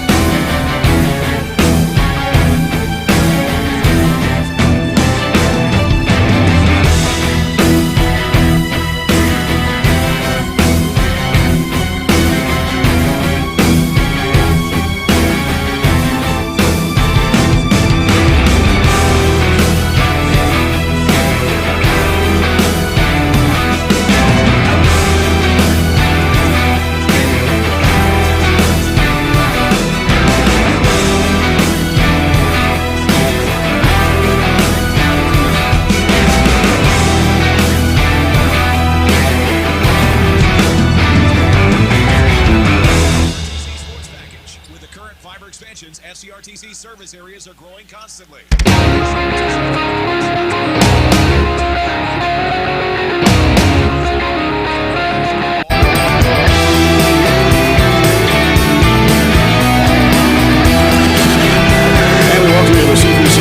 Post-game report. CPC Commodities, proven in our farm, made for yours. Bowling Green Purple 65, Barren County Trojans 40 tonight. Bowling Green led at every stop. It was 16-6 at the end of the first quarter, 28-12 at halftime. They outscored the Trojans 23-18 in the third period. They outscored the Barren 14-10 in the fourth, and then the 25-65 to 40. Bowling Green with 20 field goals, 5 of those were three-pointers, and they were 20 of 21. From the foul line. 3 players in double figures. Isaiah Mason had 22. He had 13 in the second half. 16 for Turner Buttrey. 14 for Jackson Banks. He had 3 threes.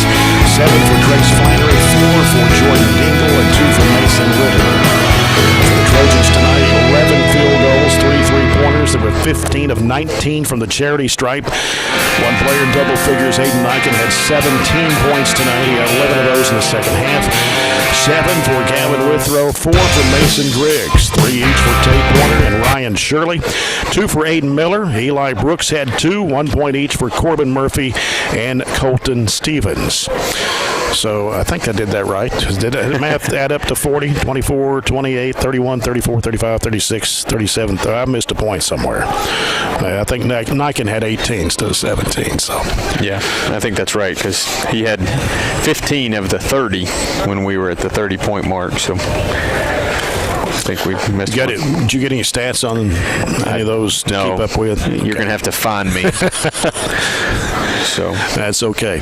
Well, more of our post-game report coming up. We'll have Coach Warren Cunningham for Coach's Comments brought to you by McDonald's, so stay tuned.